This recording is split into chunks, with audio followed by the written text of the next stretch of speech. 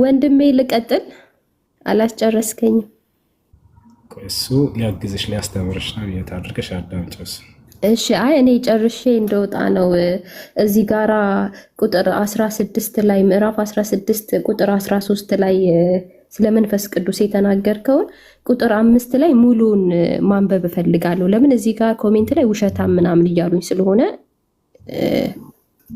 በደንብ ይረዱታል። ከ5 ጀምሮ ባነበው ከቁጥር 5 ጀምሮ ኮሜንቶችን ሳይሆን ከኔ ጋር አውሪ። ከኔ ጋር እያወራሽ ነው።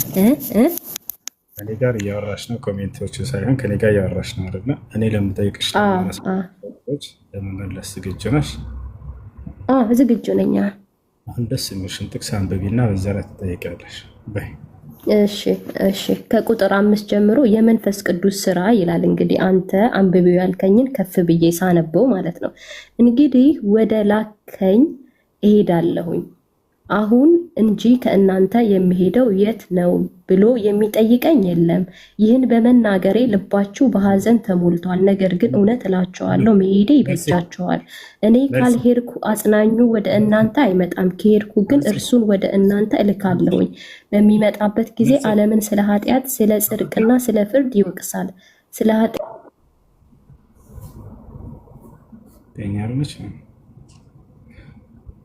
ከላይ ሌተናንት ሰው እየጠበቅን ነው። ማስረጃ ማምጣ። ሄሎ ሄሎ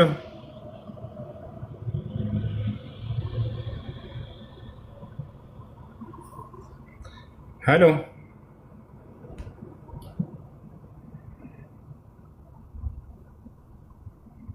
ሄሎ ይሰማል? አዎ ይሰማል። ማስረጃ የት ነው? እንትን ነው ስልክ አንድ ስልክ ስለሆነ ያለው እኔ ልንገርህ በቃል ችግር የለውም። አዎ ያለ ማስረጃማ አይሆንም። እሺ በቃ ሌላ ታይ እኮ ምዕራፍና እሺ ቆይ ምዕራፍና ቁጥሩ ልንገርህ። አውጣ አንተ አውጣ ችግር የለም።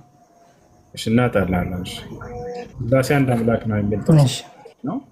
ኦሪት ዘፍጥረት ምዕራፍ 1 ከቁጥር 26 ዘገር ስላሴ የሚል ቃል አለ።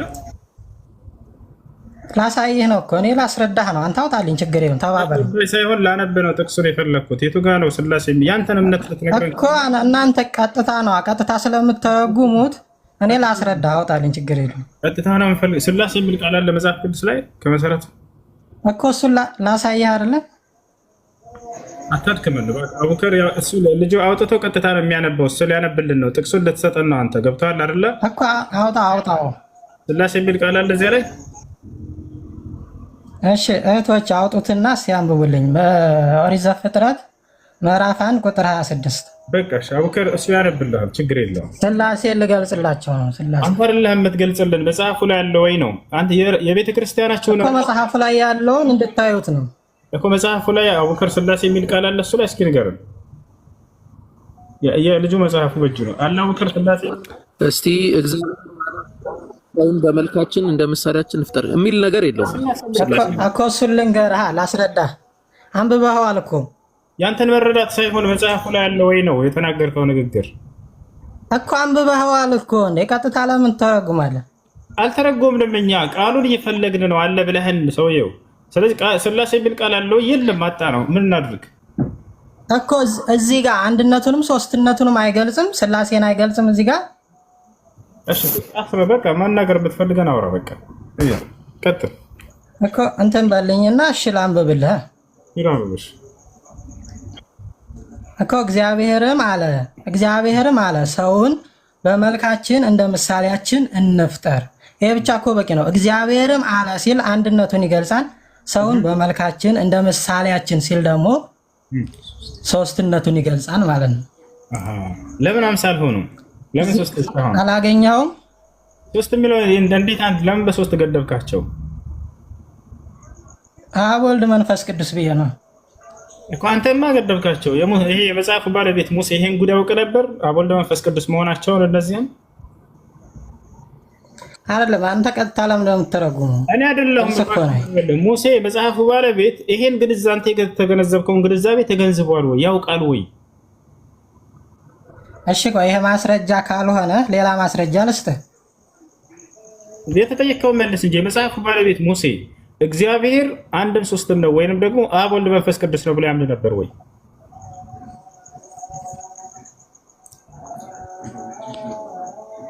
ለምን የራስህን ብቻ ታወራለህ? እኔ ጥያቄ ነው የጠየኩህ።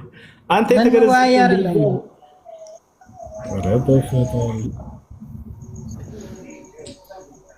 እሺ አንተ ወይ ከሆነ እንወያይ ነው። እሺ በቃ እንደሱ ከሆነ ኢየሱስ ክርስቶስ አምላክ አለው የለውም? አምላክ ነው ራሱ። አምላክ አለው ወይስ የለውም? እሱ አምላክ ነው ራሱ። አምላክ አለው የለውም? ስለዚህ የለውም አምላክ ቃል ነው እኮ የአብ ቃል ነው። በፈጣሪ ቁርስህን በልተሃል ወይስ ነው? ከትምህርት ቤት ገና ተመለስኩ እያለ እየመለሰ ነው። ከሌለው አይ የለውም ራሱ አለው የለውም አምላክ ነው እኮ ራሱ። አምላክ አለው እያለች ነው ከታች ያለችው። አምላክ አለው ወደ አምላኬና ወደ አምላካችሁ እሄዳለሁ ይላል መጽሐፍ ላይ አለው። አምላክ አለው በሰው በስጋነቱ አምላክ አለው። ፍጹም ሰው ፍጹም አምላክ ስለሚለው እሱ ፍጹም ሰው ፍጹም አምላክ ነው ራሱ ማለት ነው። ስለዚህ በስጋው ፍጹም አምላክ አለው። አይ ሰማ በል ማለት የለውበት አምላክ አለው እያለች ነው። እሷ ትክክል ናት። በል የእሷን ተረድቼዋለሁ። እናንተ ግን እንደዛ ስለማትረዱ እኔ ራሴን ምሳሌ ወደ ራሴ መንገድ እየወሰድኳችሁ ነው። የኔን አረዳድ እኛን ቶ እናንተ የራስን አረዳድ ንገረን እስኪ በል።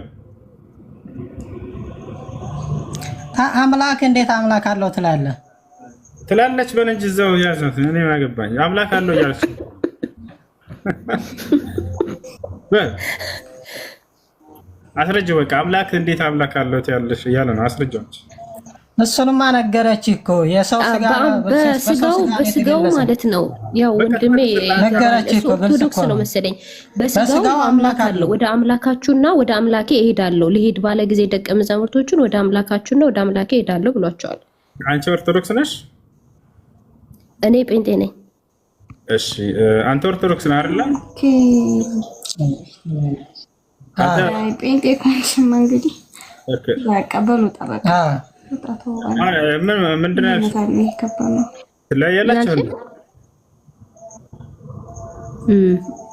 ትለያላችሁ ወይንስ አንድ ናችሁ? ታውቃለህ እንደምንለያያለን። እሺ ለማንኛውም እሺ እሱ አምላክ በጣም ጥሩ። ኢየሱስ ክርስቶስ ፍጹም ሰው ስንል በሰው ቦታ ሆነ ማሰብ አለበት። ፍጹም አምላክ ነው ስንል ደግሞ አምላክነቱ ማሰብ አለበት። እሺ በጣም ጥሩ። መለኮት ከስጋው ለቅጽበት እንኳን ተለይቶ አያውቅም ብለህ ታምናለህ አይደለ? አብሮት ነበር በምድር ላይ በቆየበት ቆይታ ጊዜ። በጣም ጥሩ። የዛን መለኮት ከስጋው በፍጹም ባልተለየበት ጊዜ ኢየሱስ ክርስቶስ ሲሰግድ ነበር ወይንስ አይሰግድም ነበር? ሲጸልይ ነበር ወይንስ አይጸልይም ነበር? ለአባቱ። አይዋ። ስለዚህ መለኮት አብሮት ነበር አይደለ? በስጋ ውስጥ ስለዚህ አብሮት መለኮቱም ሲጸልይ ነበር ማለት ነው። ወደ አምላኩ ሲሰግድ ነበር። አምላክ ለአምላክ ሲሰግድ አስበዋል። ማን ነበር ስማ? ያን ማድረግ የፈለገው ትምህርት ነው። ለኛ ለሰው ልጆች ሊያስተምር ነው። ወደ ትምህርቱ በኋላ አምላክነቱ ያን ያደረገው ሰውነቱን ሰው መሆኑን ለመግለጽ ነው። ሰው መሆኑን ሊገልጽልን ነው። ወደ ትምህርቱ በኋላ እንመጣለን። እሺ ታስተምረናለህ። ግን ለጸሎቱ ጠየቅከኝ አይደል እንዴ? አይደለም። መለኮት ከስጋው ተነጥሎት አልነበረም ማልክ። መጀመሪያ ወጥመድ ገባህ። ገብቶሃል? ከዛ እንደገና አምልኮ ስጠይቅህ ጊዜ ለይኸው ይሄን የማይሰራው በስጋው ነው አልከኝ። ምክንያቱም አምላክ ለአምላክ ይሰግዳል ወደሚለው መጥፎ ነገር ስለሚወስድ ስለምታውቅ ማለት ነው። አይ በስጋው ነው አልከኝ። በስጋው ነው አይደለም በስጋው ነው የሰገደው። ስለዚህ መለኮቱ የለም ነበር ማለት ነው። የዛኔ ከስጋው ተለይቷል። ለምን ይለያል? ስለዚህ አብሮት ነበር ማለት ነው መለኮቱ ሲሰግድ ኢየሱስ። አምላክ ለአምላክ ምን ልትለኝ ነው? የምትለኝም በለኝ፣ ችግር የለውም። አምላክ ለአምላክ ሲሰግድ ነበር ማለት ነው። አይ ትምህርት ነው ተባልክ። ለእኛ ትምህርት ነው። ለአባቱ ለአምላኩ ይሰግዳል በስጋው። እሱነቱን አይደለም እህቴ፣ እሱን ሳይሆን እኛ እኮ ትምህርት ነው። ሰው እንደመሆኑ ለአምላኩ ሲሰግድ ለእኛ ትምህርት ሲሆን ነው። ስለ አምላክነቱ ደግሞ ጠይቀኝ እነግርሃለሁ። የአምላክነት ስራም በምድር ላይ እኮ የሰውነትን ስራም የአምላክነትም ስራም ነው የሰራው ኢየሱስ።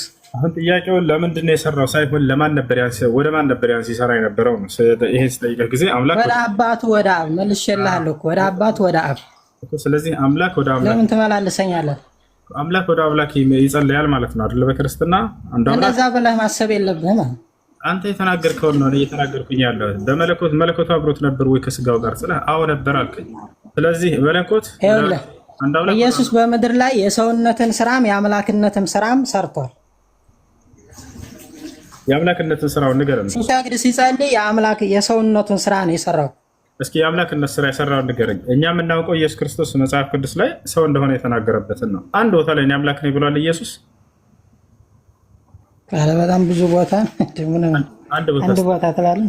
አንድ ቦታ ካለ ያደንቃል። አምላክ ነኝ ብሎ የተናገረበት ቦታ ካለ እውነት ነው። የሥላሴን አንድነትና ሶስትነት ነግሬህ አልተረዳህ። ይሄኛው እንዴት ነው የምትረዳው? ቀጥታ የምትረጉም ሰው ቀጥታ አትረዳ ነው። አያቸው አይደለ? እዚህ ጋር ነው ክርስትና። የእነሱን ግንዛቤ ቄሶች የነገሯቸውን አምጥተው ለእኛ መናገር ይፈልጋሉ። ሙስሊም ፊት ነው የመጣው። ስለዚህ ሙስሊም በማስረጃ ነው ሲያወራም ሲጠይቅም ሲነገረው፣ ልክ እንዲሁ ያለ ማስረጃ አይሰማም። ቄሶች የነገሩ አንተን የሸወደውን ነገር መተህ እዚህ ትናገር፣ ይሄ ነውር ነው። ስለዚህ መጽሐፉ ላይ ያለውን አምጣ። ኢየሱስ ክርስቶስ እኔ አምላክ ነኝ ብሎ አስተምሯል። አምልኩ ብሎ አስተምሯል። እኔ ለአንተ ጥያቄ አለኝ። አንድ ጥያቄ ልጠይቅህ እና ልውጣ። አንዴ ትመልሳለህ፣ እሱ ይመልስና ቆይ። እሱ በጣም ጎበዝ ነው። እሺ እሺ። ሰማህ? ይሰማል? አታታ እንትን በል እየፈለግኩልህ ነው። እንትን በል እሷ ጋር እንትን አውራ። እሱ ጥያቄሽ ምንድን ነው? ጠይቂ። እሺ እንትን እዚህ እኛ መጽሐፍ ላይ እንግዲህ ያው ከኛ መጽሐፍ ነው እየጠየከን ያለኸው ማለት ነው እያወራህ ያለኸውና ዮሐንስ ወንጌል ከዮሐንስ ወንጌል ከቁጥር 1 እስከ መጨረሻው ያለውን ምዕራፍ እንዴት ታየዋለህ? እሺ እንግዲህ በመጀመሪያ ቃል ነበር፣ ቃልም በእግዚአብሔር ዘንድ እግዚአብሔር ነበር እያለ ይናገራል እና ከቻልክ ግልጽ አድርገህ ብታነበው ደስ ይለኛል። ወይ እኔ ላንብበው ከፈቀድክልኝ። መናገር ፈልገሽ ነው አንቺ ወይንስ እኔ እንድናገር ፈልገሽ ነው? ምረጭ። ጥያቄ ነው ግን ማለት ነው እንድታነበው ማለት ነው። ከምዕራፍ 1 እናውቀዋለን። አዲስ አይደለም። 6 ዓመት ከዛ በላይ ሆነ እዚህ ቦታ ላይ አውቀዋለሁ። እሱን ጥቅስ ኦኬ መልስልኝ እሱን። የትኛውን ጥያቄ? ቃልም ስጋ ሆነ ዮሐንስ ወንጌል ቁጥር 1 ቃል ስጋ ሆነ የሚለው ኦኬ። ቃልም ስጋ ሆነ ሲል ቁጥር 14 ላይ እየተናገረ ያለው ሆነ ሲል ጊዜ ሆነ የተባለው ማንን ነው? ኢየሱስ ክርስቶስ ነው አይደል? ያ በጣም ጥሩ። ሆነ ሲባል ጊዜ ያስኮነው አለ። ማን ያስኮነው? ያስኮነው ማን ነው? ያስኮነው ሆነ ሲባል ጊዜ ያስኮነው አብ። በጣም ጥሩ። ስለዚህ የሆነ አካል አለ፣ ኢየሱስ ክርስቶስ ነው። ያስኮነው ደግሞ ማን ነው? አብ ነው። ስለዚህ በምን መንገድ ነው የሆነው? ራሱ አለ፣ ከላይ ደግሞ ራሱ የሆነውም አለ። ወደ እሱ መጣ። ኢየሱስ ክርስቶስ የምን ቃል ነው? ብዙ አይነት ቃል አለ መጽሐፍ ቅዱስ ላይ አይደለ? ኢየሱስ ክርስቶስ የምን ቃል ነው ተብሎ ነው የሚታመነው? እንደ መጽሐፍ ቅዱስና እዚህ ጋር እንደተጻፈው ማለት ነው። እሺ ላንብበው። በመጀመሪያ ቃል ነበረ፣ ቃልም ከእግዚአብሔር ጋር ነበር። የምን ቃል ነው ያልኩት? ኢየሱስ ክርስቶስ። መጽሐፍ ቅዱስ ላይ ብዙ አይነት ቃሎች አሉ። የአምላክ ቃል ተብሏል። የእግዚአብሔር ቃል ነው። የእግዚአብሔር ቃል ነው። ኢየሱስ ክርስቶስ የእግዚአብሔር ቃል ነው። በጣም ጥሩ። ኢየሱስ ክርስቶስ እኔ እግዚአብሔር ቃል ነኝ ብሎ ተናግሯል አንድ ቦታ ላይ። ኢየሱስ ክርስቶስ ባይናገርም ዮሐንስ ወንጌል ላይ እዚህ ጋር ከ1 ጀምሮ አሁን የምናነበው ላይ ተጽፏል። ዮሐንስ ኢየሱስ ክርስቶስ የእግዚአብሔር ቃል ነው ብሏል በግልጽ አላለም። ዮሐንስ ወንጌል እንደዛ አይደለም ያለው አላለ። ከኔ በኋላ ምን አይነት ቃል እንደሆነ ልስጥሽ። በቃ የእግዚአብሔር ቃል ነው የሚለው እንፈጭው። ምክንያቱም ኢየሱስም እኔ እግዚአብሔር ቃል ነኝ አላለም። ዮሐንስም ኢየሱስ የእግዚአብሔር ቃል ነው አላለም። አሁን እኔ ልመልስልሽ የምን አይነት ቃል እንደሆነ ኢየሱስ ክርስቶስ ኢየሱስ ክርስቶስ የተስፋ ቃል ነው። የሐዋርያት ሥራ ምዕራፍ 13 ቁጥር 23 አውጭ 23 ወይም 32 እሱ የተስፋ ቃል ነው። ያ ማለት ለነብያት የሐዋርያት ሥራ ስንት? ምዕራፍ 13 ቁጥር 23 የተስፋ ቃል ነው። ምክንያቱም ለእናንተ ዋናው ቁልፍ እዚህ ዮሐንስ 1 ላይ ነው። ዋናው ጥያቄ መልስ እዚህ ዋናው 1 ዮሐንስ ላይ ነው። ግን እሺ ወደዚህ ካስኬድከኝ እሺ የሐዋርያት ሥራ 13 ኦኬ 13:23 ኢየሱስ ምን አይነት ቃል እንደሆነ እዛ ጋር ይነግርሻል። የተስፋ ቃል እንጂ እሱ ሌላ አይደለም። 13:23 ኦኬ። የተስፋ ቃል ለነቢያቶች ሲነገር የነበረ የተስፋ ቃል ኪዳን ሲገባላቸው ነበር ኢየሱስ ይመጣል የሚባል። ስለዚህ የተስፋ ቃል ነው። ኦኬ። የሐዋርያት ሥራ 13:23 እግዚአብሔር በገባው ቃል መሰረት ከዚህ ሰው ዘር አዳኝ የሆነውን ኢየሱስን ለእስራኤል አመጣ። አዳኝ የሆነውን ኢየሱስን አመጣ። ኢየሱስ ከመምጣቱ በፊት ዮሐንስ የእስራኤል ሕዝብ ሁሉ ንስሐ ገብተው እንዲጠመቁ ሰብኳቸው ነበረ። ስለዚህ ኢየሱስ ክርስቶስ አምላክ ቀድሞ የገባው ቃል ኪዳን ለማለት እንጂ የአምላክ ቃል ነው ማለት አይደለም። እንደ ተስፋው ቃል እያለ ይናገራል። ተስፋ ተገብቶ ነበር ለነቢያት። ያ የተስፋ ቃል በብሉይ ኪዳን ተስፋ በነቢያቶቹ ሲሰጥ የነበረው ያ ቃል ነው። እነሱም እዚህ ጋር እያሉት ያሉት በብሉይ ኪዳን ይሰጥ የነበረው ቃል ኪዳን ተገብቶላቸው ነበር። ያ ቃል ኪዳን በነቢያቶቹ በኩል ጊዜ ቃልም ሥጋ ሆነ የሚለው እሱ ነው። ያ ለነቢያቶች ተገብቶ የነበረው የተስፋው ቃል ዛሬ ፍጻሜውን አገኘ። ያ ምንድነው? ኢየሱስ ዛሬ ፍጻሜውን አገኘ። ኦኬ። ስለዚህ ይሄ ቃል ማለት ኢየሱስ ክርስቶስ ነው። የአምላክ ቃል ነው። ተስፋ ቃል ነው። ተስፋ አምላክ ቃል ኪዳን ገብቶላቸው። የተስፋው ቃል ደግሞ ማን ነው? ራሱ ኢየሱስ ክርስቶስ ነው እያልከኝ ነው? ችግር የለም። የአምላክ ቃል ግን አይደለም። ተስፋ ገብቶላቸው ነበር፣ ነግሯቸው ነበር ኢየሱስን እልካለሁኝ የሚል ቃል ኪዳን በገባው ቃል መሰረት አለ። የገባው ቃል ጥሩ ትርጓሜ ነው። ቃል ገብቶላቸው ነበር ለነቢያቱ። ያ ቃል የገባውን ነገር ዛሬ ቃሉን ፈጸመላቸው፣ ሞላላቸው ማለት ነው። ኢየሱስን አስነሳላቸው። እርሱ ኦኬ አዎ ልክ ነህ። ራሱ ኢየሱስ ክርስቶስ ነው እያልከኝ ነው። ስለዚህ ያ ቃል የተገባው ቃል ስለ ኢየሱስ ክርስቶስ ነው የተነገረው፣ እሱ ራሱ ነው እያልከኝ ነው አይደል? ኦኬ። እንደዛ ከሆነ ደግሞ እዚህ ጋር ራሱ ቃልም እግዚአብሔር ነበረ ይላል ቁጥር 3 ላይ። ምን ያገናኘው? እሱ ስለ ኢየሱስ እንዳልሆነ ቅድም ተናገርሽ። ምክንያቱም ዮሐንስ እሱ ጋር ኢየሱስ የእግዚአብሔር ቃል ነው ብሏል ወይ ስልሽ፣ ኧረ የለም በፍጹም። ኦኬ። በመጀመሪያ ቃል ነበረ፣ ቃልም ከእግዚአብሔር ዘንድ ጋር ነበረ፣ ቃልም እግዚአብሔር ነበረ ይላል። እርሱም በመጀመሪያ ከእግዚአብሔር ጋር ነበር ይላል። ይሄ ቃል የሚባለው ከእግዚአብሔር ጋር ነበር ይላል። እንደገና ራሱ እግዚአብሔር ነበረ ይላል። መልሶ ያ ቃል ደግሞ እንደመጣ ወደ ዓለም እንደመጣ ከስር በደንብ ዝርዝር አድርጎ ይናገራል ማለት ነው። ጭራሽ አዎ፣ እዚህ ጋር መናገር የፈለግኩትኝ በአጠቃላይ ራሱ እግዚአብሔር ነው ማለት ነው የመጣው። በኢየሱስ ክርስቶስ የመጣው አማካኝነት የመጣው ራሱ እግዚአብሔር ነው። ስለ ኢየሱስ አያወራም። ኢየሱስ የእግዚአብሔር ቃል ነው ብሎ ዮሐንስ እዚህ ጋር ስለ ኢየሱስ የማያወራ ከሆነ እርሱ በዓለም ውስጥ ነበረ፣ ዓለም የተፈጠረው በእርሱ ቢሆንም እንኳ ዓለም አላወቀውም። ወደ ራሱ ወገኖች መጣ፣ የገዛ ወገኖቹ ግን አልተቀበሉትም። ለተቀበሉት በስሙ ላመኑት የእግዚአብሔር ልጆች የሆኑ ዘንድ ስልጣንን ሰጣቸው ይላል። አሁን የመጀመሪያው ጥያቄ ምንድን ነው? የመጀመሪያው ጥያቄ ቃል ሥጋ ሆነ የሚለውን ነው የጠየቁት። ቃል ማለት ምንድን ነው ነው የመለስክልኝ አንተ። ቃል ማለት ያ ቃል ኪዳን የተገባላቸው እሱ ቃል ኪዳኑ ነው አልከኝ። እኔ ሳልሆን መጽሐፍ ቅዱስ ነው ያለሽ። የሐዋርያት ሥራ ምዕራፍ 23 ቃል በገባው መሰረት ወይም በሌላ ትርጓሜ ላይ እንደ ተስፋው ቃል ኢየሱስን አመጣ ይላል። እዚህ ጋር አምላክ ለነቢያቶች ሲገባ የነበረው የተስፋ ቃል ነበረ። ክርስቶስን አስነሳላቸዋለሁ የሚል ያ ልክ ክርስቶስ ሲወለድ ጊዜ ይህን ተናገረ ዮሐንስ። ያ ፍጻሜውን አገኘ። በቃ ቃሉን ፈጸመላቸው አምላክ እያለ እንጂ ያ አምላክ ፍጥረታትን የሚፈጥርበት የሆነ ቃሉ ወይንም ደግሞ የአምላክ ቃል እያለ አይደለም። እኔ ቃል ነኝ አላለም። ገብቷቸዋል? እሺ እኔና አብ አንድ ነን ሲል እያለች ነው አሁን። እኔና አብ አንድ ነን ሲል አንቺ ኢየሱስ ክርስቶስና አብ አይበላለጡም? አንድ ናቸው።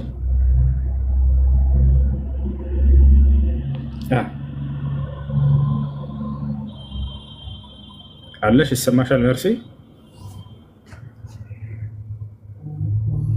ሚውት ተደርጌያለሁ። ኦኬ አሁን አለው። እሺ አቡከር አለ? አሁን ይሰማኛል። እሺ ከይቅርታ ጋር አንድ አለው እሱ አቡከር አንድ ይቀጥል። እሺ ስለዚህ እኛ አንድ እንደሆነው እነሱም አንድ ይሁኑ ካለ እነሱ አንድ የሆኑት በሐሳብ ነው። ተመሳሳይ ሙግት ነው። ለምን ነው? እሱን እንተውና አውዱን እንመልከተው። ዮሐንስ ወንጌል ምዕራፍ 10 አጠቃላይ አውዱን ስንመለከተው ኢየሱስ ክርስቶስ እኮ ግልጽ አድርጎ እኮ ነገረን። ምን አለን? ኢየሱስ ክርስቶስ መጣና አይሁዶች ጠየቁት። በቃ ምንድነው በጣም አስቸገርከን፣ መሲሁ ከሆንክ ንገረን፣ ክርስቶስ ከሆንክ ነገርኳቸው፣ አትሰሙማል፣ ከበጎቼ ስላልሆናቸዋል። በግ የሚባሉ አካላቶች አሉ። ዮሐንስ ወንጌል ከላይ ጀምሮ ስትመለከቱ ማለት ነው። በጎች ተብሎ ታዛዦች ማለት ነው። ከዛ እናንተ ከበጎቼ አይደላችሁም አልሰማችሁኝም፣ በጎቼ ይሰሙኛል አለ። ከዛ ቀጠል አደረገና እነዛ በጎችን የሰጠኝ አባቴ ከሁሉ ይበልጣል አለ። ከአባቴ እጅ ማንም ሊነጥቃቸው አይችልም አለና ከማን እጅስ ማንም ሊነጥቃቸው አይችልም አለ። ቀጥሎ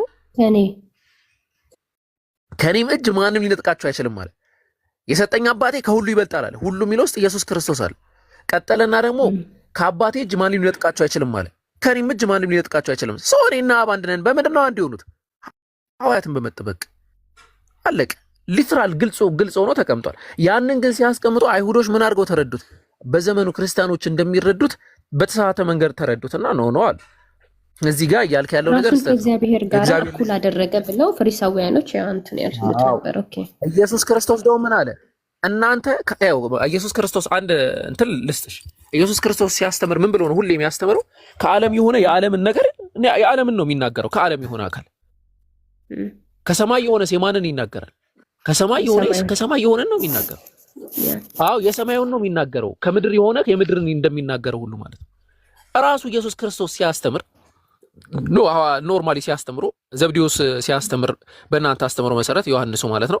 አንደኛ ዮሐንስ መልእክት ምዕራፍ 5 ቁጥር 5 ላይ እነርሱ ከዓለም ናቸው፣ ስለዚህ ከዓለም የሆነውን ይናገራሉ። ሰው ከዓለም የሆነ ነገር ነው፣ ከዓለም የሆነውን ይናገራሉ። በቃ የታወቀ ነገር እና እነዚህ አካላቶች አይሁዶች ከምን የሆነውን ነው የሚናገሩት ከተባለ ከዓለም የሆነውን። ኢየሱስ አትረዱኝም ይላል። እኔ ስለ መንፈስ አውራችኋለሁ፣ እናንተ ስለ ምድር ሁኔታ ታወሩኛላችሁ። ስለዚህ ግልጽ እኮ ነው። ዮሐንስ ወንጌል ምዕራፍ 10 ቁጥር 30 ኢየሱስ ክርስቶስ እኔና አብ አንድ ነን ብሏል ማለት ኢየሱስ ክርስቶስ አምላክ ነው ብሎ መረዳት which is exegesis ይባላል። በባይብል የፍታት ሂደት ላይ የራስን ሐሳብ መጽሐፍ ላይ መደብለቅ ካልሆነ በስተቀር አያስኬድም ብዬ ነው ማስበው። ሌላም ጥቅሶች ልስጥሽ ተመሳሳይ ነገር ማለት ነው። ለምሳሌ ስለ እንትን ስናወራ የአንደኛ ቆሮንቶስ ምዕራፍ 3 ቁጥር ከ6 ጀምሮ ስትመለከቺ ስለ አጵሎስ ታሪክና አጠቃላይ ወደ ቆሮንቶስ ሰውዬ ስለጻፈው ስለ ጳውሎስ ታሪክ ሲያወራ እኔ ተከልኩ አጵሎስም አጠጣ፣ ነገር ግን እግዚአብሔር ያሳድግ ነበር አለ። ይሄ ስፒሪቹዋል ንግግር ነው። እንትን አይደለም ዝም ብሎ ስለ መትከል ሳይሆን የሚያወራው ስለ አስተምህሮ ነው። ከዛ ቀጠል አደረገና እንግዲያስ የሚያሳድግ እግዚአብሔር እንጂ የሚተክል ቢሆን ወይም የሚያጠጣ ቢሆን አንዳች አይደለም። የሚተክልና የሚያጠጣ አንድ ናቸው። ክፍፍል ስለነበረ ነው። አንዱ ያንዱ ነኝ አንዱ ያንዱ ነኝ ስለሚል ክፍፍል ስለነበረ ነው። ቀጠለና ግን ምን አለ? የሚተክልና የሚያጠጣ አንድ ናቸው አለ። ለምን መሰለሽ? አውዱን ከዮሐንስ ወንጌል ጋር ደሴም መሆኑን ላሳይሽ። አውዱን ዮሐንስ ወንጌል ምዕራፍ 10 ከቁጥር 29 ስንሄድ ከእግዚአብሔር እጅ ማንም ሊነጥቃቸው አይችልም፣ ከኔ እጅ ማንም ሊነጥቃቸው አይችልም፣ እኔና እግዚአብሔር አንድ ነን አለ። እዚህ ጋር አጵሎስ ደግሞ መጣ። እሱ ይተክላል፣ ጳውሎስ ይተክላል፣ አጵሎስ ያጠጣል። ከዛስ የሚተክልና የሚያጠጣ አንድ ናቸው። የሚተክልና የሚያጠጣ አንድ ናቸው። ነገር ግን እያንዳንዱ እንደ ራሱ ድካም መጠን የራሱን ደሞዝ እንትን ይላል። የሚያሳድግ ደግሞ እግዚአብሔር ነው ብለው ያስቀምጣል ነው። እና በዚህ ደረጃ እና በዚህ ልክ ይህንን ጥቅስ መረዳት ትችያለሽ። አይ ከዚህም ደግሞ ከፍ ያሉ ሙግቶች ይኖራሉ፣ ግን አይ ቲንክ በጣም በቂ ይመስለኛል። አንቺ ምንድነው የምታደርገው ከዚህ በኋላ ማሰላሰል ነው። አይ ይሄ ብቻ እኮ አይደለም አወከር። ዮሐንስ ወንጌል ምዕራፍ 14 ከቁጥር 7 ጀምሮ ደግሞ ከተመለከት ኢየሱስ ክርስቶስ ራሱ ቁጥር 10 ላይ እኔ በአብ እንዳለው አብን በእኔ እንዳለ አታምኑም ብሏል። እኔ የምነግራችሁን ቃል ከራሴ አልነገርኩም፣ ነገር ግን በእኔ የሚኖረው አብ እርሱ ስራውን ይሰራል ብሎ ተናግሯል አይደል? ይሄ አሁን ሁለተኛ ጥቅስ ነው። ሁሌ ያኛው ሲነሳ ወደዚህ ይመጣል። አሁን ግን እኛ የምንለው ነገር እኔ የምማጸነው ወገኖች ማለት ነው ሪያል የሆኑ ትክክለኛ የሆኑ ግልጽ የሆኑ ጥቅሶች እያሉ ግልጽ ባልሆኑ ጥቅሶች ግልጽ የሆነን ጥቅስ መምታት ይቻላል ወይ? ለምሳሌ ይሄን ጥቅስ ብንወስደው እኔ በአብ እንዳለው አብን በእኔ እንዳለ አታምኑም ማለቱ ኢየሱስ ክርስቶስ which mean ኢየሱስ አምላክ ነው ብለን ድምድም ልናደርግ እንዴት ነው የምንችለው? በፍጹም ኖ በዛ ብቻ ሳይሆን እኛ እኮ ኢየሱስ አምላክ ነው የምንለው መጽሐፉ ከመጀመሪያው እስከ መጨረሻው አንድ ጥቅስ ይዘን ሳይሆን ሁሉንም አንብበን ነው። ገብቷል? ኢየሱስ አምላክ መሆኑ እዚህ ጋር እንኳን እንደልኩ ወንድሜ ነው የጠየኩት ጥያቄ አለ ዮሐንስ 1 ላይ ማለት ነው። በጣም ግልጽ አድርጎ የሚናገረው በመጀመሪያ ቃል ነበረ፣ ቃልም ከእግዚአብሔር ጋር ነበረ፣ ቃልም እግዚአብሔር ነበረ ይላል። ከእግዚአብሔር ጋር መልሶ እግዚአብሔር ነበር ይለዋል። መልሶ ይሄ ቃል ደግሞ ወደ ዓለም መጣ ይላል ማለት ነው። ወደ ራሱ ወገኖች መጣ ይላል። ስለዚህ ይሄ ቃል አብራርቶ ሲናገረው ማለት ነው በእርሱ ያመነ የተጠመቀ እንደሚድን ሲነገርለት የነበረ የእግዚአብሔር ልጅ መሆኑን ራሱ ደግሞ በቃል መልክ ከእግዚአብሔር ጋር መኖሩን በአካል ሳይሆን በቃል መልክ ከእግዚአብሔር ጋር መሆኑን ይናገራል እዚህ ጋር። ስለዚህ እዚህ ጋር ብቻ ሳይሆን ምዕራፍ 1 ላይ ዮሐንስ ላይ ብቻ ሳይሆን ከዛ በኋላ ያለውንም ስናወራ እሱ ጥቅስ እንዴት እንደማያስኬድ ላሳይሽ። ሌላ ማብራሪያ ውስጥ አልገባም። ሁሉ በደንብ ስላብራራው ማለት ነው። ዮሐንስ ወንጌል ምዕራፍ 1 ከቁጥር 1 ጀምሮ ምን ይላል? በመጀመሪያ ቃል ነበረ አለ። ቃል የተባለው ኢየሱስ ክርስቶስ ነው። እንግዲህ አንቺ እንዳልሽው አይደለ? ቃል እግዚአብሔር ነው አይደለም? ቃል እግዚአብሔር ነው፣ ራሱ እግዚአብሔርም ነው። ኦኬ። ቃልም በእግዚአብሔር ዘንድ ነበር አለ። ኦኬ። ቃልም በእግዚአብሔር ዘንድ ነበር ይላል አይደል? ጥቅሱ በክርስትና አስተምሮ መሰረት ስንት እግዚአብሔሮች ነው ያሉት? አንድ። ዘዳግም ምዕራፍ 6 ቁጥር 4 ላይ ሽማ እስራኤል ይላል። እስራኤል ሆይ ስማ አምላካችን ያህዌ አንድ ያህዌ ነው ይላል አይደል? አንድ ነው ብሎ ነው የገለጸው። ያ አንድ አምላክ እግዚአብሔር ነው ከተባለ ቃል ኮንሴፕቱን በኮንሴፕቹዋል በሆነ ደረጃ እናውራና ቃል እግዚአብሔር ነው ማለት ቃል እግዚአብሔር ነው ከተባለ ኢየሱስ ክርስቶስ ነው እግዚአብሔር ነው ከተባለ እግዚአብሔር ነው ወይ በእግዚአብሔር ዘንድ የነበረው? ዘንድ ማለት ጋር ማለት ነው። ፕሮስን ነው የሚያስቀምጠው። ያ ከእግዚአብሔር ዘንድ ካለ ከእግዚአብሔር ዘንድ ጋራ ከሱ ጋራ የነበረ ነበር ማለት ነው። ያ ደግሞ ቃል ነው የነበረው። ቃል ማለት አሁን አንደበት ላይ ያለው ቃል ማለት ነው። እግዚአብሔር ከእግዚአብሔር ጋር ነበረ ወይ? አንተ ውስጥ አንደበት ውስጥ ቃል የለም። ኦኬ። ስለዚህ ውስጥ ነበረ ማለት ነው። እግዚአብሔር ጋር ነበር። ያ አብ አንተ ዘንድ አክብረኝ፣ በአንተ ዘንድ በነበረኝ ቦታ አክብረኝ ሲል ራሱ ኢየሱስ ይሄንን ነው እያስታወሰው ያለው። ከእግዚአብሔር ጋር እንደዛ ካልሽ በቃ አንድ ነገር እንጨባበጥ። ኢየሱስ ክርስቶስ አምላክ አይደለም ማለት ነው።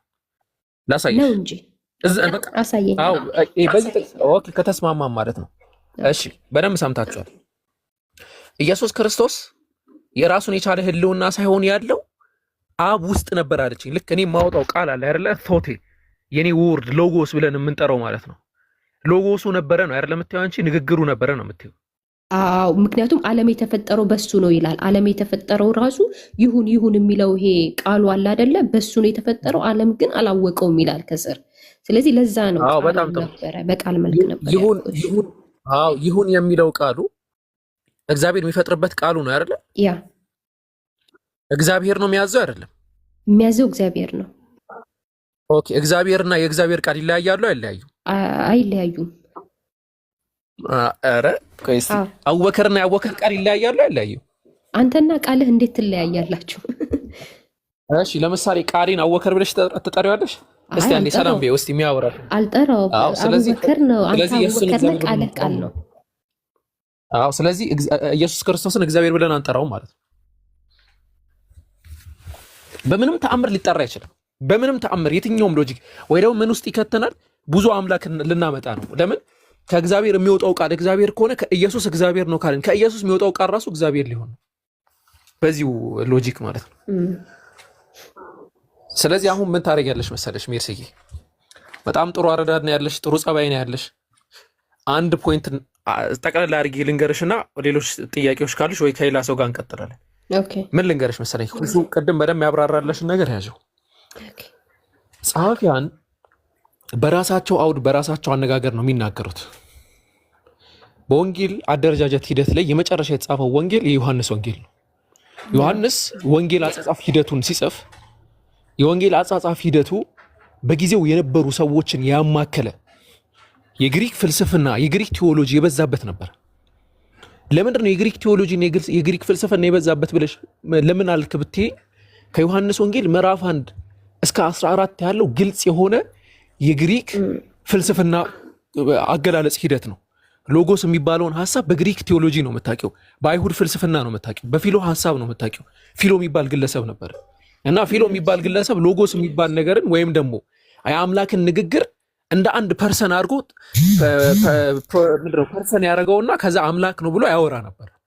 ስለዚህ በዛ አገላለጽ ሂደት ላይ ዮሐንስ ምንድን ነው እያደረገ ያለው ከተባለ ለሱ ህዝቦች ሊያስረዳቸው ነው እየፈለገ ያለው። ኢናርኬን ሆሎጎስ አላቸው። መጀመሪያ ቃል ነበር አላቸው። የትኛውን መጀመሪያ ነው እየፈለገ ያለው? ሁሲስ ወደዛ እየወሰዳቸው ነው አይደለ? ኮት እንደሚደረገው የዘፍጥረት ምዕራፍ 1 ቁጥር 1 ነው ወደ ኋላ እየወሰዳቸው ነው። ኦኬ። ስለዚህ ያንን አስቀመጠና ምን ብሎ ነገራቸው መሰላቸው? በመጀመሪያ ቃል ነበር አላቸው። ይሄንን ጸሐፊ የጻፈው ይሄንን የጻፈው ደግሞ ሰውዬ አንደኛ ዮሐንስ መልእክት ምዕራፍ 1 ቁጥር 1 ሲገባ ምን አለ? ስለ ህይወት ቃል ከመጀመሪያ ጀምሮ የሰማ ነው አላለ? ያ ብሏል እኮ ራሱ ነው እንግዲህ እናንተ እንደምትሉት የዘብዴዎሱ ልጅ ዮሐንስ ነው የጻፈው። ስለ ሕይወት ቃል ከመጀመሪያ ጀምሮ የሰማ ነው አለ ስለ ኢየሱስ ሲናገር ማለት ነው።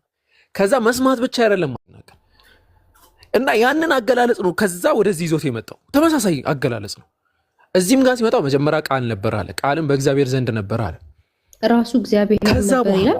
እሺ ቁጥር 14 ላይ መልሶ ቃልም ሥጋ ሆነ በመካከላችንም አደረ፣ እኛም ጸጋንና እውነትን ተሞልቶ በአባቱ ዘንድ የመጣውን አንድያ ልጁን ክብር አየን። ኦኬ ይላል።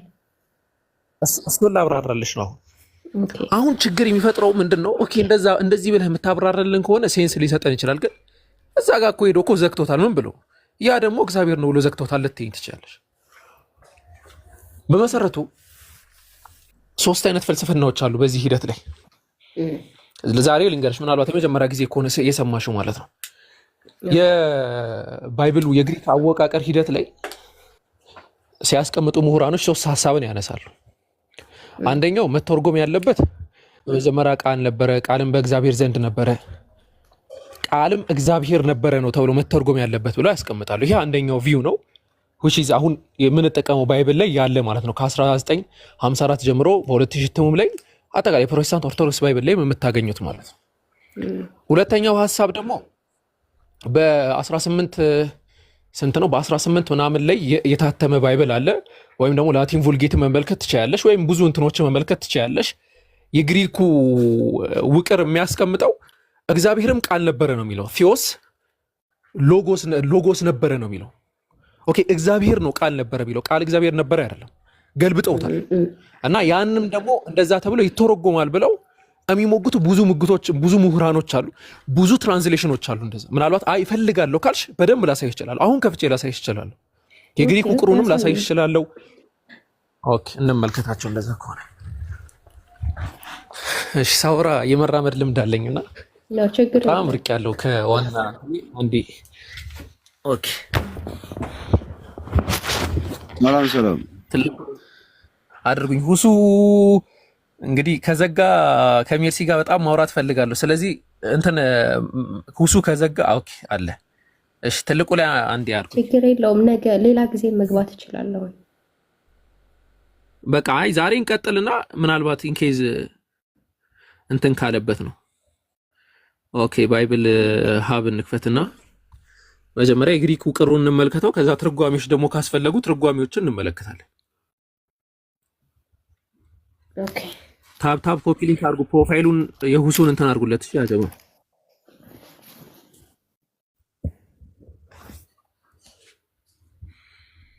በለው። ሙሐመድ ሆይ ይሄን ቁርአን ከጌታቸው ከአላህ ዘንድ በእውነት መንፈስ ቅዱስ አወረደው በላቸው ይላል። ወሩሑ ልቁዱስ ሁወ ጅብሪል ዓለይሂ ሰላም። እሺ ሌላ ጥያቄ አለሽ? ካለሽ መጠየቅ ትችያለሽ፣ ከሌለሽ ሌላ ጊዜ ትጠይቂያለሽ ደግሞ። እሺ አመሰግናለሁ። ሌላ ጊዜ በሰፊው ገብቼ እማራለሁ። ቴንክ ዩ። አይ እሺ ወንድሜ መግባት ትችያለህ? ምን ነገር ትችያለህ? ተናገር። እሺ ወንድሜ ኢየሱስ ክርስቶስ አምላክ አይደለም ስትል ወይ ደግሞ ወደ አምላካችሁና ወደ አምላኬ ኑትት ብለህ ስትናገር ሰምቼ ነውና አሁን ስለ ኢየሱስ ክርስቶስ ስለ እኔ ትንሣኤና ሕይወት ነኝ ያለው የተናገረው ራሱ ምን ነገር ይችላል? ማንበብ ይችላል? ትንሽ አንድ ደቂቃ ደስ እንዳለሽ ችግር ነው። እሺ ጌታችን ስለ አልዓዛር ስለ መነሳቱ የምን ነው የዮሐንስ ወንጌል ምዕራፍ 11 ቁጥር 27 ነው። ጌታችን ኢየሱስም ወደ ብታንያ ሄደ። ከዚያም በደረሰ ጊዜ ከተቀበረ 4 ቀን ሆኖት አገኘው። ብታንያም ለኢየሩሳሌም 15 ምዕራፍ ያህል ቅርብ ነበረች። ከይሁድም ስለ ወንድማቸው ሊያጽናናቸው ወደ ማርያምና ወደ ማርታ የሄዱ ብዙዎች ነበሩ። ማርታም ጌታችን ኢየሱስ እንደመጣ በሰማች ጊዜ ወጥታ ተቀበለችው። ማርያም ግን በቤት ተቀምጣ ነበር። ማርታም ጌታችን ኢየሱስም እንዲህ አለችው፣ ጌታዬ ሆይ በዚህ ኑረህ ቢሆን ወንድሜ ባልሞተም ነበር። አሁንም ከእግዚአብሔር የምትለምነውን እግዚአብሔር እንዲሰጥህ አውቃለሁ። ጌታችን ኢየሱስም ወንድምሽ ይነሳል አላት። ወንድምሽ ይነሳል አላት። ማርታም የነገርከኝ ነው። አሁን ያነበብሽውን እንድታስተውይ ዘንድ ቆይ ልጨርስ ትመጣለህ። ልጨርስ ጌታችን ኢየሱስም ወንድምሽ ይነሳል አላት። ማርታም ሙታን በሚነሱባት በኋለኛይቱ ቀን እንደሚነሳ አውቃለሁ አለችው። ጌታችን ኢየሱስም አላት፣ ትንሣኤና ሕይወት እኔ ነኝ። የሚያምንብኝ ቢሞትም ይነሳል። ሕያው የሆነ የሚያምንብኝ ሁሉ ለዘላለም አይሞትም። ይህንስ ታምኛለሽ? እርሷም አዎን ጌታዬ ሆይ አንተ ወደ ዓለም የሚመጣው የእግዚአብሔር ልጅ ክርስቶስ እንደሆነ እኔ አምናለሁ አለችው። ይሄ ምን ትለዋለህ? እሺ አሁን አዳምጪ። እሺ አንደኛ ኢየሱስ ክርስቶስ ተአምር የሚያደርገው አምላኩን እየለመነ እንደሆነ ይናገራል። እሱ ጥቅስ በጣም ጥሩ። ይሄስ ምን ታደርገዋለህ? ሌላው ተወና ይሄን ሌላው እሱ ትርጉም አለው ሌላ አለው። ይሄ መጽሐፍ ቅዱስ ነው። ዮሐንስ ወንጌል ምዕራፍ 11 ነው። ገብታችሁ ማንበብ ትችላላችሁ። ይሄስ የት እናደርገው? እኔ ትንሣኤና ሕይወት ነኝ እያለ ነው ራሱ ኢየሱስ ክርስቶስ። የሚያምንብኝ ቢሞትም ይነሳል ይላል። ሕያው የሆነ የሚያምንብኝ ሁሉ ለዘላለም አይሞትም ይላል። ለዘላለም አይሞትም እያለ ነው። ሙተ ራሱ አትሞትም ይላል። ሕያው ትሆናለህ ይላል። እንዴት እናድርገው ይሄ? እሺ አዳምጪኝ ማለት እኮ ልናገር። እሺ ወንድሜ እሺ። አምላኩን ለምኖ ነው የሚያስደርገው። እዚህ ጋር አምላክ እንዳደረገ አለቀ። እዚህ ጋር ይሄ ልመና አይደለም። እኔ ሕይወት ነኝ እያለ ነው ወንድሜ። ሕይወት ነኝ እያለ እኮ ነው። ሕይወት ማለት እኮ እኔ ነኝ ሕይወት የምሰጠው ማለት እኮ ነው። እንዴት ይለምናል? ሕይወት ሲባል ምን አይነት ሕይወት ነው የሚሰጠው? በቃ እሱን ነው መረዳት። ሕይወት ማለት ነፍስ ማለት ነው። ሕይወት ማለት ነፍስ ማለት ነው። አይደለም። አሁን ላስረዳሽ፣ አዳምጪሽ። ነፍስ አይደለም። ሕይወትን እሰጣለሁ ሲል ኢየሱስ ክርስቶስ ምን ማለት ነው? ሕይወትን ይሰጣል ሲባል ጊዜ ነፍስን ሳይሆን ስለ ዘላለማዊ ሕይወት እያወራ ነው። የዘላለማዊ ሕይወት ማለት ዘላለማዊ ሕይወት ስለሱ ነው። ይህን የዘላለማዊ ሕይወት ምንድን ነው ከተባለ እች ምድር ላይ የምንኖርባትን ነፍስ ማለት አይደለም። ከሞት በኋላ ያለውን የዘላለማዊ ሕይወት ስለዚያ እያወራ ነው። ያን የዘላለማዊ ሕይወት እባክሽ አንተጋግ እንጂ ዳንጭ ቀስ በይ። ቢሞት እንኳን ሕያው ነው ለዘላለም እያለ ይናገራል አይደለ? ከሞት በኋላ ስላለው ነው እያወራ ያለው። አንቺ ራስ ቅድም አነበብሽ ጥቅሱ። ቢሞት እንኳን ለዘላለማዊ ሕያው ይሆናል አለ። ሁሉም ሰው ከሞት በኋላ ስላለው እያወራ ነው ኢየሱስ ክርስቶስ እሱ ጋር። ስለዚህ ያንን የዘላለማዊ ሕይወት ክርስቶስ ይሰጣል ወይ? አዎ ይሰጣል። ምን ማለት ነው ወደሚለው ግን እንምጣ። ያ ዘላለማዊ ሕይወት ምንድን ነው የሚለውን እንምጣበት። ከሞት በኋላ ያለውን ሕይወት የሚያገኙበትን ትምህርት ያስተምራቸዋል ማለት ነው። የሚሰጠው ምንድን ነው? የዘላለማዊ ሕይወቱ ሲባል ነፍስ ሳትሆን ትምህርት ነው። ያን ትምህርት ምን አይነት ትምህርት? ረብ ፈጣሪ ተረጋጊ፣ ቀስ በይ። በማስረጃ ላወራሽ ነው። አሁን ለምናገረው ሁሉ ጥቅስ ልሰጥሽ ነው። ታነቢዋለሽ ልክ እንዳሁን። እሺ መጀመሪያ ላስረዳሽ ብዬ ነው። አሁን ሕይወት የሚባል ይሄን ሳንማለት ወደለም አይደለም። ይሄን መልሰልኝ። ይሄን ትንሣኤና እኔ ሕይወት ነኝ እያለ እኮ ነው። በጣም ጥሩ። ትንሣኤም እያወራ እኮ ነው ያለው። አዳምጪ ረጋ በይ። ትንሣኤ ማለት ነው ከሞት ያነሳል። በጣም ጥሩ። ከሞት መነሳት አይደለ? አዎ።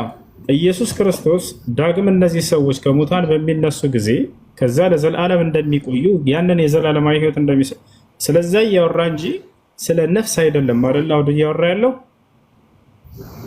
እንዴ አሁን የምድር የስጋ ተወውና አሁን ነብይ ከሆነ የዘላለም ሕይወቱ ማለት ከሞት በኋላ ያለው ሕይወት እንዴት ይሰጣል? የነብይ ከሆነ መሰጥ አይችልም። በቃ እሱን እንድታምኝ ነው። አንቺ ነፍስ ነው ስላልሽ ነፍሳችንን ለማለት ነው ሕይወት ሲባል ያልሽው። ነፍስ ማለት እኮ ሕይወት ማለት ነው። እባክህ አዳምጪ። አሁን የምንኖርባት ሕይወት እሷን ለማለት ነው ወይንስ ከሞት በኋላ ስላለው ዘላለማዊ ሕይወት ነው ክርስቶስ እያወራ ያለው? አሁን አሁን እኔ ራሱ ሙቼ ሊያነሳኝ ይችላል። አሁን በአሁን ሰዓት ማለት በሚያምን ሰው አውዱ ላይ ያወራ ያለው በህይወት ስለምንኖርባት ነፍስ ነው ወይንስ ከሞት በኋላ ስላለው የዘላለማዊ ህይወት ነው? እሱን መልስ። በዚህም ከሞትም በኋላም ሁለቱ እያወራን ነው አይደለም? ቢሞትም ድጋሚ አንብብልህ ቢሞትም አይሞትም ለዘላለም ይኖራል እያለ እየተናገረ ነው። ከሞት በኋላ ሰዎች ለዘላለም እንደሚኖሩ እየተናገረ ስለዚያ ነው አውዱ እያወራ ያለው። ገብቶሻል አይደለ? ያ ነው። ያ ደግሞ የሚገኘው ምንድን ነው ከተባለ ክርስቶስ በሚያስተምረው ትምህርት ነው። ገብቶሻል እንጂ ስለ ነፍስ ስለ ህይወት እያወራ አይደለም። ትምህርት የሚል አልተጻፈም እዚህ። ልንገርህ ወንድሜ፣ ማርታ ሙታን በሚነስባት በኋለኛይቱ ቀን እንደሚነሳ አውቃለሁ አለችው። ከዛ ምን አላት? ራሱ ኢየሱስ ክርስቶስ ራሱ እንደምንናራት ነገር ጌታችን ኢየሱስም አላት ትንሣኤና ህይወት እኔ ነኝ። አሁን የት እንደሚገኝ የዘላለማዊ ህይወት ሲባል ትምህርቱን እንደሆነ ራሱ ኢየሱስ ክርስቶስ ተናግሯል። ማስረጃ ለሰጠ ትምህርቱ ምንድን አልገባኝም። ትምህርት ማለት ምንድን ነው? የሚያስተምረው ትምህርት ስለ አንዱ አምላክ አንዱን አምላክ በብቸኝነት ማምለክና በተግባር አይሆንም ማለት ነው። በተግባር አይሆንም ማለት ነው። ይሆናል። በያዳም ጭላሳይሽ ትምህርቱ ነው የዘላለማዊ ህይወት እያለ ያንን እሰጣለሁ ሲል ያን ትምህርት እሰጣችኋለሁ እያለ እንጂ ነፍስን መስጠት አይደለም። አንደኛ ነው ያንን እውቀት ነው። አልዓዛር እኮ የሞተ ሰው ነው ታውቃለህ። ስለ አልዓዛር እኮ ነው እያወራ ያለው። እንዴ ልጨርስ እድል ስጭኝ እና ከዚያ በኋላ ማስረጃ እሰጥሻለሁ። እሺ ተረጋጊ። ገብቶሻል አይደል? ክርስቶስ የዘላለማዊ ህይወት ሲል ጊዜ ስለምንድን ነው? እውቀት ነው። ገብቶሻል? እውቀቱ ምንድን ነው? ወንድሜ በትክክል በንጽህና እናውራ። ጤነኛ አይደለችም እንዴ? ይሄ ታግሽ እያወራሽ ነው። እሺ እንድትረጅ ብዬ ነው። እውቀት ነው አልኩኝ አይደለ? የቱ ጋር ነው እውቀት ነው የሚለው ብለሽ ብትጠይቂኝ አሁን ቀጥታ ልሰጥሽ ነበረ። የዘላለማዊ ህይወት ብሎ ኢየሱስ ክርስቶስ እያስተማረ እያለ ያ ምንድን ነው? እውቀት እንደሆነ ተናገረ። እውቀቱ ስለምን እውቀት ነው ታዲያ ከተባለ ያን ሲያውቁ ሰዎች ዘላለማዊ መንግስት ህይወትን ያገኛሉ። ያ እውቀቱ ምንድን ነው ከተባለ ስለ አንዱ አምላክ ነው። እንዲሁም ከዚያስ እርሱ መልእክተኛና ነብይ መሆኑን የሚያስተምር እውቀት ነው። ላኢላሃ ኢለላህ ዒሳ ረሱሉላህ። ይሄ ነው በቃ ገነት የሚያስገባው ዘላለማዊ ህይወትን የሚያስገኘው። ማስረጃ ግለጫውን ዮሐንስ ወንጌል ምዕራፍ 17 ከቁጥር 1 እስከ 3 ድረስ እናምጥሆነ አናምሽ። ያው ማስረጃ እውቀት ነው የዘላለማዊ ህይወት የተባለው ሌላ አይደለም እንጂ ኢየሱስ ክርስቶስ ነፍስን ህይወትን መስጠት አይችልም። ክፈችው። እሺ ዮሐንስ ወንጌል ምዕራፍ 17 ቁጥር 3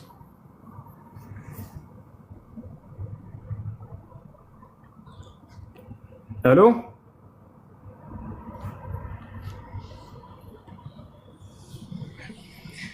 እንትኑን አንሱላት። እሺ ልንገራችሁ። በቃ እሷ እንትን ከራች እንድታነቢው ነበረ እውቀት እንደሆነ ላስረዳችሁ። ተመልከቱ። ቆይ እንዳሁን ላሳያችሁ። ያንንም ራሱ የሚገርማችሁ ይህን የዘላለማዊ ህይወት መስጠትን አብ ስልጣን ሰጥቶት ነው። ለማን? ለሰዎች እንዲሰጥ ማለት ነው፣ ለኢየሱስ ክርስቶስ። ያም ምንድን ነው? እውቀት ነው። አምላክ ለነብያት የሰጣቸው እውቀት አለ። ያንን ነው ስልጣን የዘላለማዊ ህይወት እሰጣቸዋለሁ እያለ ኢየሱስ ክርስቶስ የሚናገረው። አንድ የስልክ ሁኔታ አድርጌው ነው። ማነው መጽሐፍ ቅዱስ የሚከፍት ከመካከላችሁ? ቆይ ላሳያችሁ። ሐታ ተፍሀሙ ልሐቅ፣ ይህን እውነት እንድትረዱ ዘንድ። እነሱ ህይወት የመሰላቸው ምንድን ነው? ነፍስን ይሰጣል ብለው ሸውረዋቸዋል። ታውቃላችሁ? ወላሂ ስለ ነፍስ አይደለም የሚያወራው፣ ከሞት በኋላ ስላለው የዘላለማዊ ህይወት ነው፣ ገነት ማለት ነው። ያንን የሚገኘው እንዴት ነው ከተባለ በሸሃደተይን ነው። እስካሁን ድረስ መጽሐፉ ላይ አለ። ስለ አንድ አምላክ በማወቅና ክርስቶስ የዛ መልእክተኛ ነው ብሎ በማወቅ በዚህ ነው ስለ አንድ አምላክ አህል ላሳያችሁ። ተመልከቱ እንድትረዱ ዘንድ። ይሄን እውነት መረዳት የሚፈልግ ካለ ይከታተል። ራሷ በከፍት ጥሩ ነበረ፣ እንግዲህ መክፈት አልቻለችም።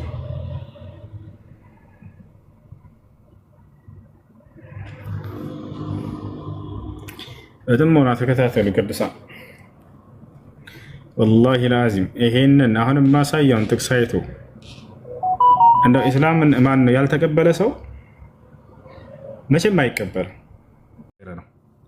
እውነተኛ አምላክ ብቻ ይሁን ካንተን፣ ከዚያስ የላከውንም ኢየሱስ ክርስቶስን ያው ከዚያስ ያውቁ ዘንድ ይህች ነች የዘላለማዊ ህይወት። ያ ሰላም ስለዚህ የዘላለማዊ ህይወት ምንድነች? ይህ እውቀት ነው። እውቀቱም ስለምንድን ነው? ስለ አንዱ አምላክና እርሱ የዛ የአንዱ አምላክ መልእክተኛ መሆኑ ነው። ያሰላም አለይሰት هذه شهادتين لا اله الا الله عيسى رسول الله አይደልህ? ስለ አንዱ አምላክ ማወቅ ክርስቶስ ደግሞ የዛ የአንዱ አምላክ መልእክተኛ ነው ብሎ ማወቅ ይህ ነው የዘላለማዊ ህይወት። ክርስቶስ ይሄን ነው ሰጣለሁ እያለ ያለው የዘላለማዊ ህይወት እሰጣችኋለሁ ሲል ጊዜ ስለ ነፍስ ህይወትን ስለመስጠት አይደለም። ገብቶሻል አይደለ? ያውና ይህንን ስልጣን ታዲያ የዘላለማዊ ህይወት እንዲሰጥ ስልጣኑ ማን ነው የሰጠው ከተባለ አብ ነው የሰጠው። ኑ ወደ ላይ ከፍ ብለን እንመልከተው። የራሱ አይደለም ኢየሱስም ይላል። ተመልከቱ፣ እዚህ ጋር ይታያቸዋል። በደንብ አስተውላችሁ አዳምጡ። ኢየሱስም ይህን ተናግሮ ወደ ሰማይ አይኖቹን አነሳና አለ፣ እንዲህ አለ፣ አባት ሆይ አለ። ያው አብን እያናገረ ነው። አባት ሆይ ሰዓቱ ደርሷል፣ ልጅ ያከብረህ ዘንድ በስጋም ሁሉ ላይ ስልጣን እንደሰጠኸው። አያችሁ፣ ማን ነው ይህን ስልጣን የሰጠው? አምላኩን የሰጠው። ለሰጠኸው ሁሉ የዘላለማዊ ህይወት ይሰጣቸው ዘንድ ልጅህን አክብረው። አያችሁ አይደለ? ልጁ እንደሆነ ታምናላችሁ ወይ? ወደ ልጅነት እንመጣለን። አንዴ አሁን ስለ ዘላለማዊ ህይወት እያወራን ቆይ፣ ተረጋጊ። ስለ ዘላለማዊ ህይወት እያወራን ነው። ልጅ ማለት ምን ማለት እንደሆነ እንመጣበታለን። ስለዚህ ይህንን የዘላለማዊ ህይወት ስልጣን ማን የሰጠው? አብ ነው የሰጠው። ያ የዘላለማዊ ህይወት ታዲያ ምንድን ነው ከተባለ እውቀት ነው። ያው እና እዚህ ጋር ያውቁ ዘንድ ብሎ አስቀምጦታል። ያም እውቀት ምንድን ነው? ስለ አንዱ አምላክ። አሁን ያነበብኩልህን የት ነው አንተ ያለው? የት ነው? እውነተኛ አምላክ ብቻ የሆን ካንተን አለ ኢየሱስ። አምላኩን እውነተኛ አምላክ ብቻ የሆን ካንተን አለ። ታዲያ እሱስ ምንድን ነው? ኢየሱስ ክርስቶስ መልእክተኛ ነው። ቀጥሎ ምን አለ? የላከውንም ኢየሱስ ክርስቶስን አለ። ያ ሰላም። ስለዚህ አንድና ብቸኛ እውነተኛ አምላክ እንዳለ ክርስቶስ አስተማረ። እንዲሁም ደግሞ ከዚያ ከአንዱ አምላክ የተላከ መልእክተኛ እንዳለ አስተማረ። ላኢላሃ ኢለላህ ዒሳ ረሱሉላህ ያውቁ ዘንድ አለ። ይህች ነች የዘላለማዊ ህይወት። ይሄ ነው የዘላለማዊ ህይወት። ስለዚህ የቀጣዩ ዓለም ህይወት የሚገኘው ስለ አንዱ አምላክ በማመንና የዛ የአንዱ አምላክ መልእክተኛ ክርስቶስ ነው ብሎ በማመን ነው። ይሄ ነው የዘላለማዊ ህይወት የሚገኝበት። ታዲያ ክርስቲያኖች በዚህ በአንዱ አምላክ ያምናሉ ወይ? ላ እሱ ብቻውን አይደለም አብ ብለው ነው የሚያምኑት። ሁለት ሌሎች አካሎች አምላክ አሉ ላይ ያምናሉ። ተመልከቱ፣ መንፈስ ቅዱስና ወልድ የተባሉ አብረውታሉ እንጂ አብ ብቻውን አምላክ አይደለም ይላሉ። ክርስቶስ ደግሞ አይ አብ ብቻውን አምላክ ነው እያለ ነው። እውነተኛ አምላክ ብቻ ይሆን ካንተን አለው። ማንን? አባት ሆይ እያለ ከላይ ገልጾታል። እዚህ ጋር ራሱን ምን አለ ክርስቶስ? እኔ ስላሴ አካል ነኝ አላለም። ላ የላከውንም ኢየሱስ ክርስቶስን አለ። የዛ የአንዱ አምላክ መልክተኛ ነኝ አለ። በቃ ያውቁ ዘንድ ይችነች የዘላለማዊ ህይወት አለ። ይህ እውቀቱን የዘላለማዊ ህይወት እንጂ ስለ ነፍስ እያወራ አይደለም። ይህን ይመስላል። ሌላው ትንሣኤ ነኝ ማለቱ ክርስቶስ ይህ ነቢያቶች የሚሉት ነገር ነው። ቅድም ከነቢያት ይህን ያለ ወይ እያለች ነበር። በነገራችን ላይ ብዙ ክርስቲያኖች ይላሉ ክርስቶስን አምላክ ሊያደርጉ ሲፈልጉ ጊዜ ክርስቶስ የተናገራቸው ንግግር ይመዙና ከመጽሐፍ ቅዱስ ይህን ያለ ከነቢያት ካለ አምጣ ይላሉ። እሺ ከነቢያት ያንን ያለ የለም ማለት አምላክ ያደርገዋል? አንዴ እባክሽን፣ አንዴ ከነቢያት እርሱ ያለውን ንግግር አላሉም ማለት አምላክ ያደርገዋል ወይ? ይሄ አምላክነት መመዘኛ ሚዛን አይደለም። ስለ አምላክነት ስታወሩ ቀልድ አይደለም። ከፍጡር ጋር ያወዳደሩና ይሄን ነቢያት አላሉም ስለዚህ አምላክ ነው ማለት ነው። አያስኬድም እንደዚህ። አሁን ልትደመሰው ነው ይሄ ጻፈው ልትደመሰው ነው። የትኛው ይሄ አሁን ያነበብኩልህ አሁን ምን ተረዳሽ? እስካሁን ስናገር ከነበረው ለቀድሞ መልስ እኮ ነው ይሄ። ማን ነው ይሄን የመለሰው? ራሱ አባቴ። እሱማ ስለ አባቴ እየተናገረ ነው። አባቴ ያለ ነው። አሁን አባቱ ልጁ እንደሆነ እናንተ አታምኑ። ልጁ እንደሆነ አታምኑ እናንተ። ምን አለ ኢየሱስ ክርስቶስ? አሁን እዚህ ጋር ዮሐንስ ወንጌል ምዕራፍ 17 ቁጥር 3 ላይ ምንድን ነው ያለው?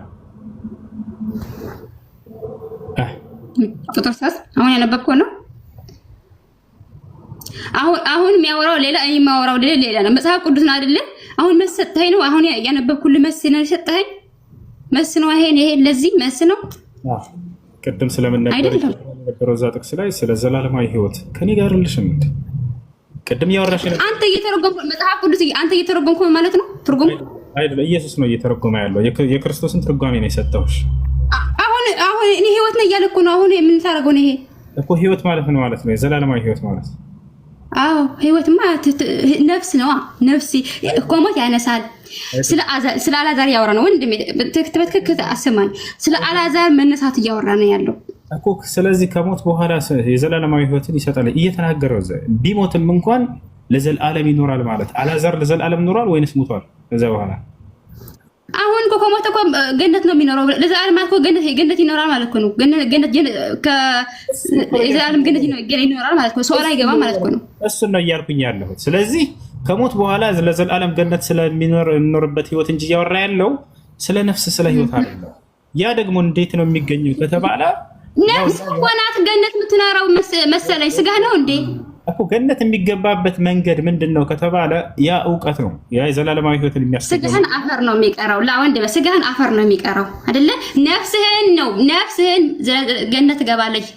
የዘላለም ህይወት ማለት እኮ ገነት ትኖራለች። ያንተ ነፍስ ገነት ትኖራለች ማለት እኮ ነው። ህይወት ማለት እኮ ነው እኮ ተስማማ ነው። ይኸውልሽ አሁን የዘላለማዊ ህይወት ማለት ስለ ምድራዊ አይደለም አይደለ? ከሞት በኋላ ስላለው ህይወት ነው አይደለ? የዘላለማዊ ህይወት የሚባለው እንጂ የምድራዊ ህይወት እዚህ ነፍሳችን የምትኖራት ዘላለማዊ ህይወት አይደለም።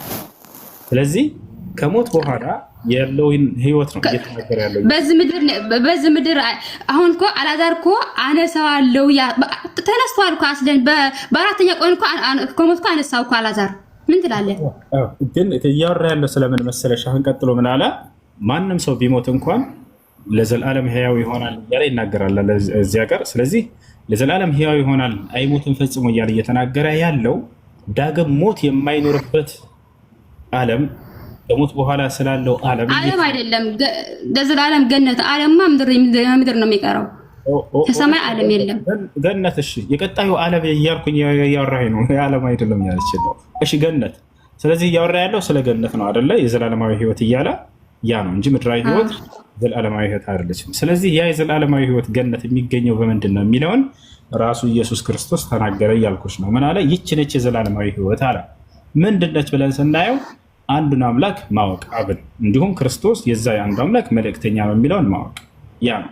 አሁን አንቺ መንግስተ ሰማያትን ወይንም ዘላለማዊ ህይወትን ታገኝ ዘንድ በክርስቶስ ትምህርት መሰረት ልትፈተሽ ነው። ምክንያቱም ኢየሱስ ክርስቶስ የዘላለማዊ ህይወትን የሚያገኘው አንድና ብቸኛ እውነተኛ አምላክ አብ ነው ብሎ ያመነ ሰው ነው ይለናል። አንቺ አብ አንድና ብቸኛ እውነተኛ አምላክ ነው ብለሽ ታምኚያለሽ? አታምኚም? አሁን በመጽሐፍ ቅዱስ ጥቅስ ያልኩት እንዴ እኔና አብ አንድ ነን የሚላል። አሁን ደግሞ ስለ አልፋና ኦሜጋ መትርጉም ታውቃለህ? አልፋና ኦሜጋ ይሄን ጨርሽ። የዘላለማዊ ህይወት መግባትሽን እናረጋግጥ መጀመሪያ። ክርስቶስ የቺችንች ድጋሚ ማንበብ እችላለሁ። ዮሐንስ ወንጌል ምዕራፍ 17 ቁጥር 3 አንብቢ እስኪ ምን ይላል? እሺ ጌታችን ኢየሱስም ወደ ብታንያ ሄደ። ከዚያም በደረሰ ጊዜ ሃሎ ኢየሱስ የተናገረውን ዮሐንስ ወንጌል ምዕራፍ 17 ቁጥር 3 ላይ መንግስተ ሰማያት ወይንም የዘላለማዊ ህይወት ማን እንደሚገባ እዚያ ጋር ይነግረናል ቃል በቃል። ስለዚህ እስኪ እሱ ቁጥር 3 ዮሐንስ ወንጌል ምዕራፍ 17 ቁጥር 3 ምዕራፍ ስንት ነው ያልከው? ምዕራፍ 17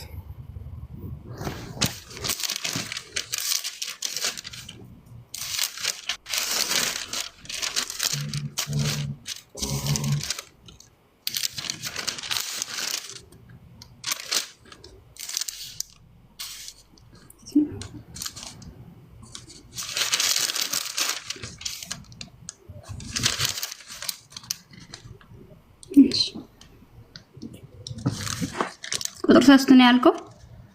ቁጥር 3 ነው። እሺ እንዴት ገባለሁ? ከመጀመሪያ ማንበብ አይቻልም? እንደተመቸሽ እንዳደክኝ እንጂ አንብብ። እሺ ጌታችን ወደ አብ እንደ ጸለየ ይላል መጀመሪያ። ጌታችን ኢየሱስም ይህን ነገር ተናግሮ አይኖችን ወደ ሰማይ አነሳና እንዲህ አለ፣ አባት ሆይ፣ አባቱ እንደ አባቱ እያወራ ነው። አባት ሆይ እያለ ነው። አባት ሆይ ሰዓቱ ደርሷልና ልጅህ ያከብርህ ዘንድ ልጅህንም አክብረው። ስጋ በለበሰው ሁሉ ላይ ስልጣን እንደሰጠኸው መጠን ለሰጠኸው ሁሉ የዘላለም ሕይወት ይሰጣቸው ዘንድ ብቻህንም እውነተኛ አምላክ የሆነ አንተን የላከውንም ኢየሱስ ክርስቶስንም ያውቅ ዘንድ ይህች የዘላለም ሕይወት ናት። እኔ ልሰራው የሰጠኸኝ ስራ ፈጽሜ በምድር ላይ አከበርሁም። አሁንም አባት ሆይ ዓለም ሳይፈጠር ከአንተ ጋር በነበረኝ ክብር ከአንተ ጋር በነበረኝ ክብር በአንተ ዘንድ አክብረኝ እያለ ነው። እሺ ስለዚህ ምን ይላል እሱ ጋር ይህች ነች የዘላለማዊ ህይወት ያላትን ምንድን ነች የዘላለማዊ ህይወት ብለን ስናይ አንድና ብቸኛ እውነተኛ አምላክ የሆንከውን አንተን አለ ኢየሱስ ክርስቶስ እንዲሁም የላከውን ኢየሱስ ክርስቶስን ያውቁ ዘንድ ይህች ነች የዘላለማዊ ህይወት ይላል። ስለዚህ አንድና ብቸኛ እውነተኛ አምላክ አብ ነው ይለናል ኢየሱስ ክርስቶስ። አንቺ ወይንም ክርስቲያኖች አንድና ብቸኛ እውነተኛ አምላክ አብ ነው ብላችሁ ታምናላችሁ? ልክ ክርስቶስ ሲያምን እንደነበረው ወይንስ አታምኑ? መልስ። አባት ሆይ እያለ ነው። ልጁ እንደሆነ ታምናለህ አንተ? ስለ ልጅነት እናወራለን፣ ችግር የለም። ስለ አምላክነት አይ አባት ሆይ እያለ እኮ ነው። አባት ሆይ እያለው ነው። አንተ በቁርአን ልጁ እንደሆነ አታምኑ። ኢየሱስ ክርስቶስ ነብዩ ተልኮ ነብይ እንደተላከ እንጂ ልጁ እንደሆነ አታምኑም በፍጹም። ይሄን ስታምነዋለህ አባት መሆኑ ልጁ መሆኑ። ስለኛ እምነት አይደለም፣ ስለ መጽሐፍ ቅዱስና ስለ አንቺ እምነት እያወራን ነው። ስለ ቁርአን ደግሞ በኋላ ደስ እንዳለሽ ትጠይቅኛለሽ፣ እመልስልሻለሁ። ኢየሱስ ክርስቶስ ላይ አብን ምን ይለዋል? አንድና ብቸኛ እውነተኛ አምላክ አንተ ነህ እያለ ይጠራዋል። አሁን ክርስቲያኖች ከዚህ እምነት ጋር ይጋጫሉ ወይንስ አይጋጩም? ምክንያቱም ክርስቲያኖች አብ ብቻ የሚጋጭ ነገር የለም። አሁን እኔ ተዘጋጅቼ አልመጣሁም እንጂ እኔና አብ አንድ ነን። እኔ ላመነ አብን ያመነ እኔ ያላመነ አብን ያመነ አንድ አይሆንም ማለት መንግስተ ሰማይ አይገባም። ኪዳን እያነበብሽው ነው። እሱ ላይ ሕፃን ልጅ አይደለሽም፣ ትልቅ ልጅ ነሽ፣ ትረጃዋለሽ። እና አብ አንድና ብቸኛ እውነተኛ አምላክ ነው ይላል ኢየሱስ ክርስቶስ። አንቺ ልክ እንደ መጽሐፉ አብ አንድና ብቸኛ እውነተኛ አምላክ ነው ብለሽ ታምኛለሽ ወይስ አታምኝም? ግልጽ ጥያቄ። እንዴት አብ አንድና ብቸኛ እውነተኛ አምላክ ነው ይላል እሱ ጥቅስ ላይ። አብ አንድና ብቸኛ እውነተኛ አምላክ ነው ብለሽ ታምኛለሽ አንቺ? አብም ወልድ መንፈስ ቅዱስም አንድ አምላክ እንደሆኑ እንደማምነው ነው። አያቸው አይደለ ክርስቲያኖች? ወላሂ ጥቅስ አሁን ተዘጋጅቼ አልመጣሁ እንጂ ስለ አብ ራሱ አለ። አብም ለብቻው ይናገራል። አብ እንደሆነ ይላል። መንፈስ ቅዱስም እንደዛ ይላል። ስለ ወልድም እንደዛ ይላል። አያቸው አይደለ ክርስቲያኖች ከመጽሐፍ ቅዱስ ጋር አይስማሙም ብዬ መጀመሪያ አልተናገርኩም? ለምንድን ነው የማንስማማ? አሁን አንተ ተስማማለህ። ትንሣኤና ህይወት ነው እያለ ተስማማዋል። ተረጋጊ እንጂ ማውራት ስጀምር አታወሪ። እኔ ጠብቄ እኮ አንቺን ጸጥ እያዳምኩሽ ነው። ይቅርታ ወንድሜ፣ አንድ ጊዜ ማውራት ትችላለህ? ክርስቲያን ነሽ? መርሲ ክርስቲያን ነሽ? የተጠየቀውን ጥያቄ እስኪመልሽ አንቺ ክርስቲያን እንደመሆንሽ መጠን አንድና ብቸኛ እውነተኛ አምላክ አብ ነው እያለ ኢየሱስ ክርስቶስ ይናገራል። ይሄን ጥቅስ አንቺ ታምኚበታለሽ? ታምኚበታለሽ? አዎ አምንበታለሁኝ። ኢየሱስ አምንበታለሁ። ስለዚህ አብ ነው አንድና ብቸኛ እውነተኛ አምላክ፣ ሌላ ማንም አጋር የለውም። የለውም። በጣም ጥሩ። ስለዚህ የሥላሴ አማኝ አይደለሽም። አብ ነው አንድ አምላክ። የሥላሴ አማኝ ነኝ።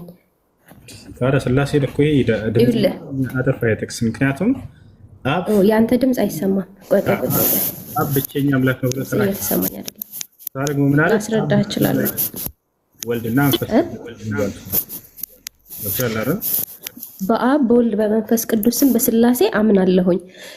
ግን ሶስት አምላክ ናቸው ማለት አይደለም። ኢየሱስ ክርስቶስ ለብቻው የተለየ አምላክ ነው፣ አብ ደግሞ ለብቻው የተለየ አምላክ ነው ማለት አይደለም። አብ ራሱ ወልድ ነው፣ ወልድ ራሱ አብ ነው። ያ ማለት አሁን እሷን የጠየካት ጥያቄ ቁጥር 17 ላይ ማለት ነው። የጠየካትን ጥያቄ ዮሐንስ ወንጌል ቁጥር 17 ነው የጠየካት ጥያቄ። ከ17 በፊት ይሰማሻል? ከኔ ጋር እንድታወሪ ነው፣ ብቻሽን አይደለም። ይሰማኛል። እሺ። ስለዚህ እኛ የምናምነው አብ ወልድ መንፈስ ቅዱስ ብለን ነው አልሽ። አብ ወልድ መንፈስ ቅዱስ አንድ አምላክ ነው የሚል ጥቅስ አለ መጽሐፍ ቅዱስ ላይ። ኢየሱስ ክርስቶስ በሚሄድበት ሰዓት ማለት ነው በአብ በወልድ መንፈስ ቅዱስም እያጠመቃቸው ደቀ መዛሙርት ያድርጓቸው ብሎ አዟል። እዛ ጥቅስ ላይ አንድ አምላክ ናቸው የሚላለው ወይ ነው ጥያቄ? አይ ኖ የለም፣ አንድ አምላክ ናቸው አይልም። ነገር ግን ኢየሱስ ክርስቶስ ስለዚህ አብ ወልድ መንፈስ ቅዱስ አንድ አምላክ የሚለው የለም። ስለዚህ አንድ አምላክ ብሎ መጽሐፍ ቅዱስ የሚጠራው ማንን ነው? እግዚአብሔርን። አብን ነው ወይንስ ወልድን ነው ወይንስ መንፈስ ቅዱስን? አንድ አምላክ ብሎ የሚጠራው አንድ አምላክ ብሎ የሚጠራው አብን ነው። ጎበዝ ልጅ። ስለዚህ ከአብ ውጭ አንድ አምላክ የተባለ አለ መጽሐፍ ቅዱስ ላይ? የለም። እናመሰግናለን። እሱ ነው ያለው። እሺ ስለዚህ እሺ አብ ወልድ መንፈስ ቅዱስ አንድ አምላክ ብለው የሚሰክሷችሁ ውሸት ነው። የለም መጽሐፍ ቅዱስ ላይ አይ ማንም ስላለን ሳይሆን መጽሐፍ ቅዱስን ነው የምናምነው። በራሳችን አንብበን ነው እንጂ መጽሐፍ ቅዱስ ላይ አብ ወልድ መንፈስ ቅዱስ አንድ አምላክ የሚል የለም። አንቺ መንፈስ ቅዱስ በእግዚአብሔር ውስጥ የሚኖር የእግዚአብሔር መንፈስ ነው። ወልድ ደግሞ የእግዚአብሔር ልጅ ነው። ራሱ እግዚአብሔር ነው። ወልድ ራሱ እግዚአብሔር ነው። እሱን ደግሞ ከመጽሐፍ ቅዱስ አውጥቼ ያሳይሃለሁ። ይቅርም ከነቢያቶችም ሆነ ከክርስቶስም ጭምር ሁላቸውንም ሰብስቧቸውና አብ ወልድ መንፈስ ቅዱስ አንድ አምላክ ብሎ እያስተማረ የለም። ይሄ የክርስቲያኖች እምነት መጽሐፍ ቅዱስ ላይ የለም። እሱ ያንተ አለመረዳት ነው እንጂ መጽሐፍ ቅዱስ ነው ያስተማረን። እሱ እንደ መረዳት ነው፣ የራስህ አለመረዳት ነው። ይሄ እሱን ላሳየህ እችላለሁ። የኔ መረዳት ሳይሆን አንቺ ቅድም የተናገርሽ ንግግር ነው እኔ እየደገምኩት ያለሁት። ምክንያቱም መጽሐፉ ላይ አንድ አምላክ ናቸው የሚላለው የለም አልሽ። ከዚያ ብለህ ያንተ መረዳት ነው ላይ ያንተ ምስክር ነው።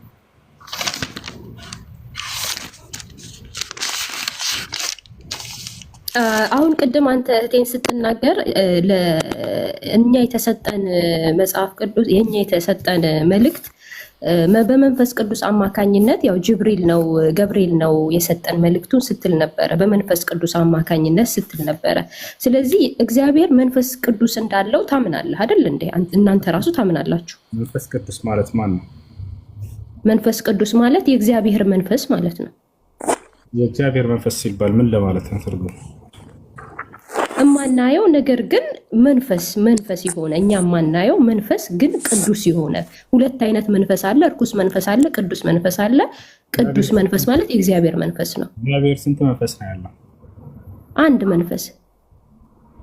7 መናፍስቶች ሁሉ አሉት። በጣም በርካታ መናፍስቶች አሉት። እንዴ እሱማ መናፍስቶች ብዙ አይነት ነው ያሉት። መናፍስት እኮ ማለት ሁለት አይነት የእግዚአብሔር መንፈሶች ናቸው አይደል? እነዚያ ኖ ይኸውልህ ሁለት አይነት መንፈስ አለ። የሰይጣን መንፈስ አለ፣ የእግዚአብሔር መንፈስ አለ። በጣም ጥሩ። ስለዚህ አማልክቶችም የወደቁ አማልክቶች መናፍስት ነው የሚባሉት፣ ያልወደቁትም ደግሞ መናፍስት ነው የሚባሉት። ስለዚህ ቅዱስ መልአኮችም መናፍስት ነው የሚባሉት። ስለወደቁት ስለ ሰይጣናት ሳይሆን እያወራሁኝ ያለሁት ስለ እግዚአብሔር መንፈስ ነው። እግዚአብሔር ስንት መንፈስ ነው? አንድ። እርግጠኛ ነሽ? ጥቅስ ካወጣህ በኋላ ሌላ ትርጉም እንዳትሰጪ። አሁኑ ችግር የለውም አውጣ፣ ችግር የለውም። በጣም ጥሩ። አቡከር መጽሐፍ ቅዱስ ይዘዋል? አውሱ ሰላም አለይኩም። ዮሐንስ ራእይ ምዕራፍ 1 ቁጥር 4 ላይ አካባቢ ያውቃላት የእግዚአብሔር መናፍስቶች። ራእይ ስንት? ምዕራፍ 1 ቁጥር 4 ላይ 1 ቁጥር 4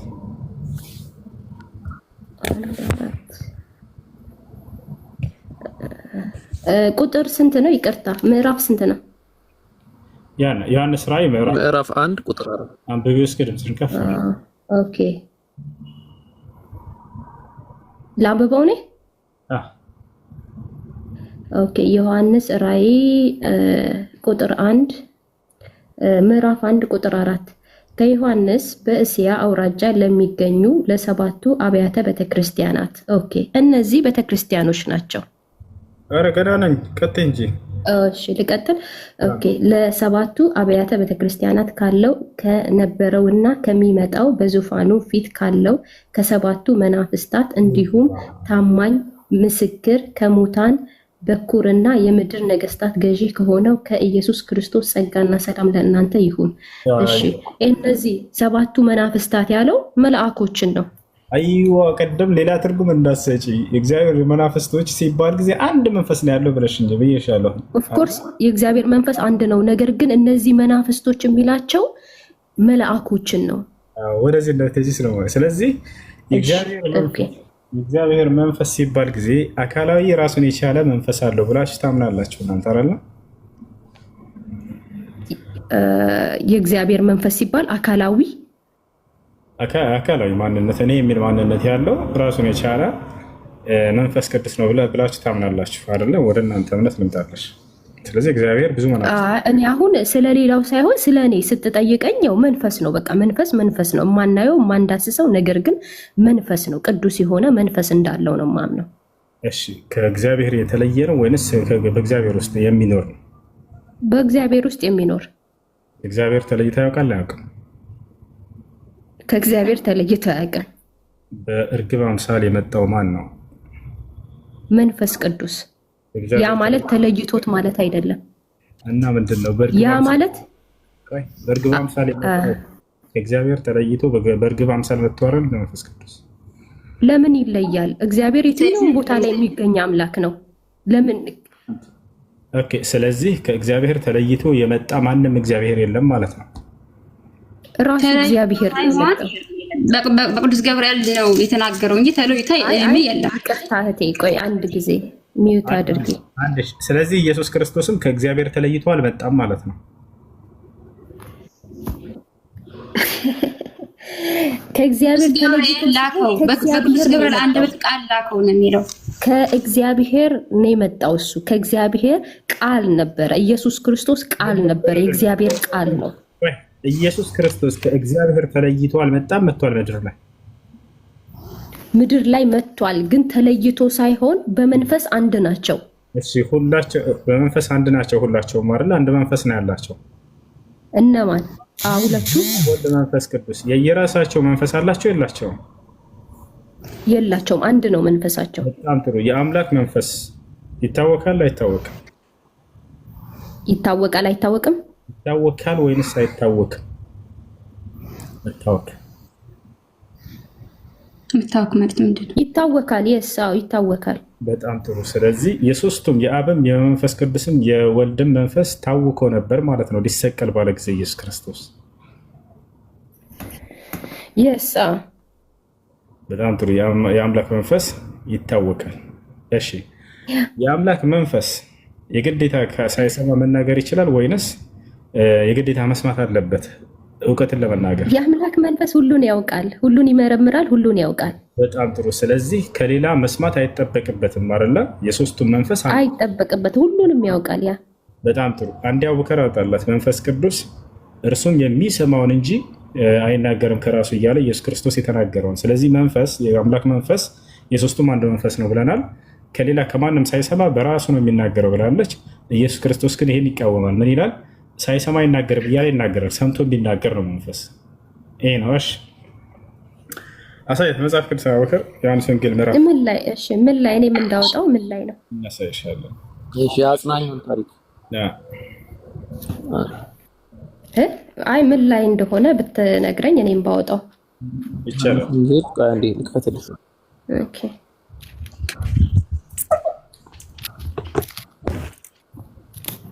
እሺ ዮሐንስ ወንጌል ምዕራፍ 16 ቁጥር 13 ዮሐንስ ወንጌል 16 ኦኬ 13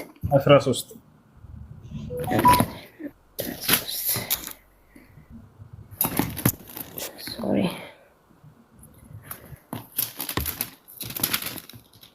13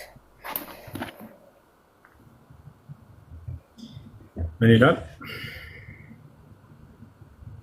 ላንብበው ወይስ ያነበዋል? አንብቤ። ኦኬ የእውነት መንፈስ በመጣ ጊዜ ወደ እውነት ሁሉ ይመራቸዋል። እርሱ ከራሱ አይናገርም፣ የሚሰማውን ብቻ ይናገራል፣ እንዲሁም ወደፊት ስለሚሆነው ይነግራቸዋል። በጣም ጥሩ። እዚህ ጋር መንፈስ የተባለው የአብም የወልድም የመንፈስ ቅዱስም መንፈስ ነው አይደለ? የሶስት በጣም ጥሩ። ስለዚህ ያ መንፈስ ሳይሰማ ከራሱ መናገር አይችልም። የእውነት መንፈስ በመጣ ጊዜ እውነት ሁሉ ወደ እውነት ሁሉ ይመራቸዋል። እርሱ ራሱ አይናገርም፣ የሚሰማውን ብቻ ይናገራል። ያ ማለት አሁን ከዚህ በኋላ ኢየሱስ ክርስቶስ ሊያርግ ስለሆነ እኔ በሄድኩኝ ጊዜ ለደቀ መዛሙርቶች ነው መንፈስ ቅዱስን እንደሚቀበሉና መንፈስ ቅዱስ ከአብ ያለውን አውጥቶ እንደሚነግራቸው ከራሱ ያለውንም መንፈስ ቅዱስ አውጥቶ እንደሚነግራቸው ነው እዚህ ጋር የሚያስተምራቸው። ኦኬ ያልተጠየቅሽው ለምን? አይ ማብራራት ስላለብኝ ነው። ኦኬ ስለዚህ መንፈስ እዚህ ጋር መንፈስ ሳይሰማ መናገር አይችልም አይደለ? የስ ከአብ የሰማውን ነው የሚናገረው ወይም ከወልድ የሶስት መንፈስ አንድ መንፈስ ነው ብለናል እኮ። ከማን ነው የሚሰማው? ከአብ ወይም ከወልድ ነው የሚሰማው። እንደ የሶስት መንፈስ አንድ ነው አይደለ? ቅድም ምን አልሽኝ? ሳይሰማ መናገር ይችላል ወይ? ኧረ አይችልም።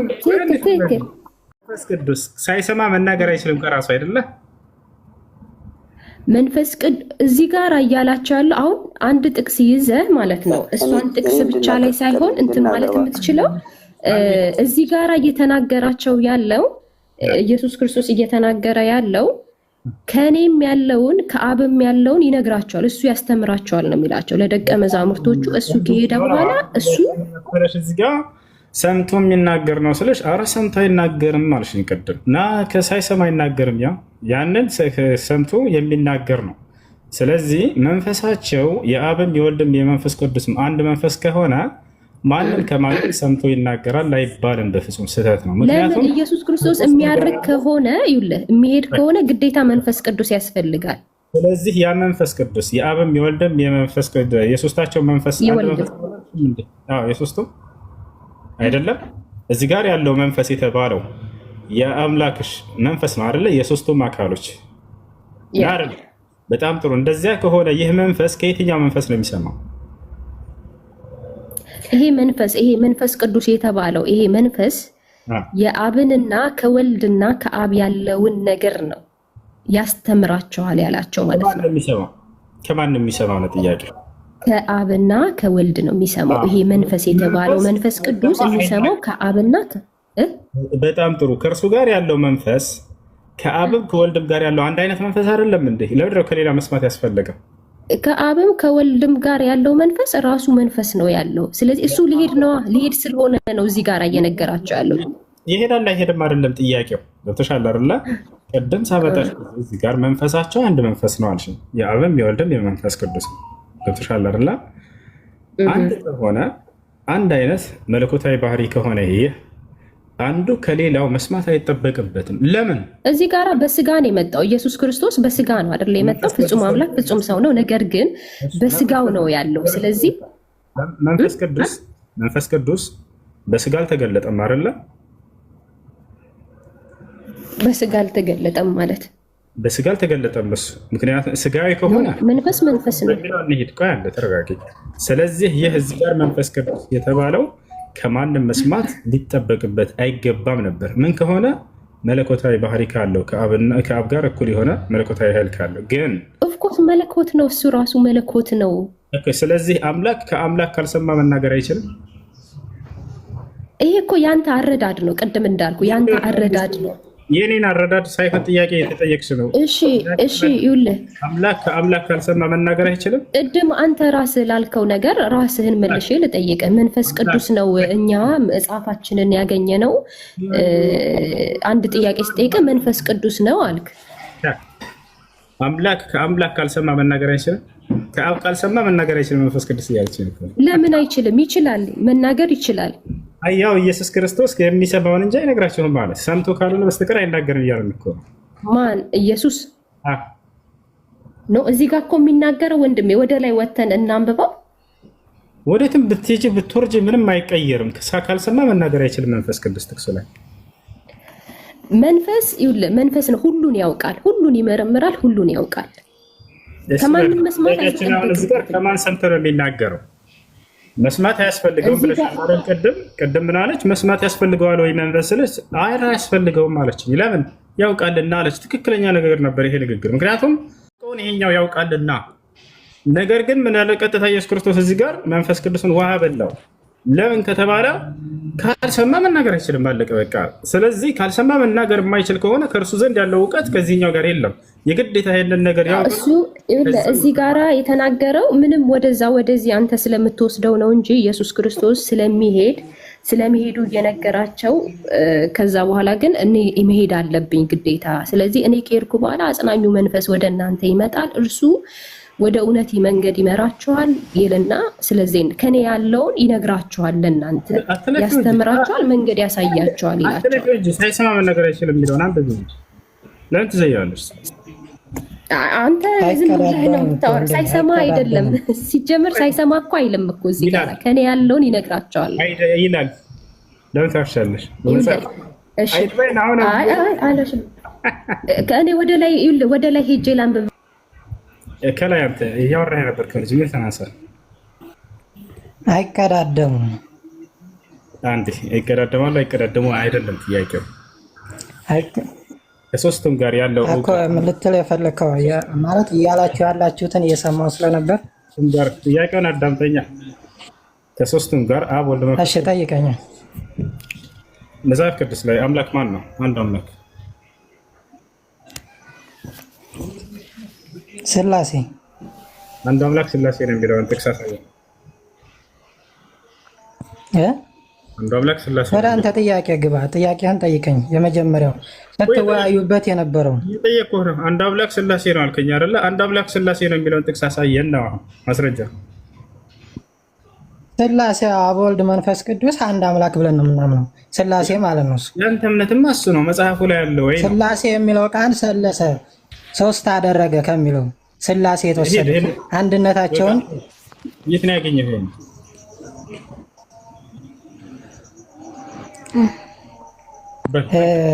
ጥያቄህን ልመልስልህ፣ እነሱን ላግዛቸው እኮ እየጠበቅኩህ እኮ ነው። ማስረጃ የት አለ ነው? ወሬውን አወራኸው፣ ማስረጃውን አምጣው እንጂ አንጀቴን በላኸው። እውነት አንተ አንጀቴን የመላኸው። ከፈጣሪ ከመግባት በፊት መጀመሪያ ራስህ ላይ ለምን አትመራመርም? ከፍጡር እኮ ፍጡራን እኮ ፈጣሪን ይገልጹታል ማለት ፈጣሪ ሰውን እኮ ሲፈጥር የሰውን ልጅ በመልካችን እንደ ምሳሌያችን እንፍጠር ብሎ ሲፈጥር እንደ ምሳሌያችን ስል ሰው ራሱ አምላክን ሊገልጸው ይገባል። እንደ ምሳሌያችን ብሏል ሲፈጥር። ረንጅትን በላህ። ማስረጃውን ስጠኝ። የቱ ጋር ስላሴ አምላክ ነው የሚለው? እሺ ማስረጃውን ልስጥህ። ጠንክር።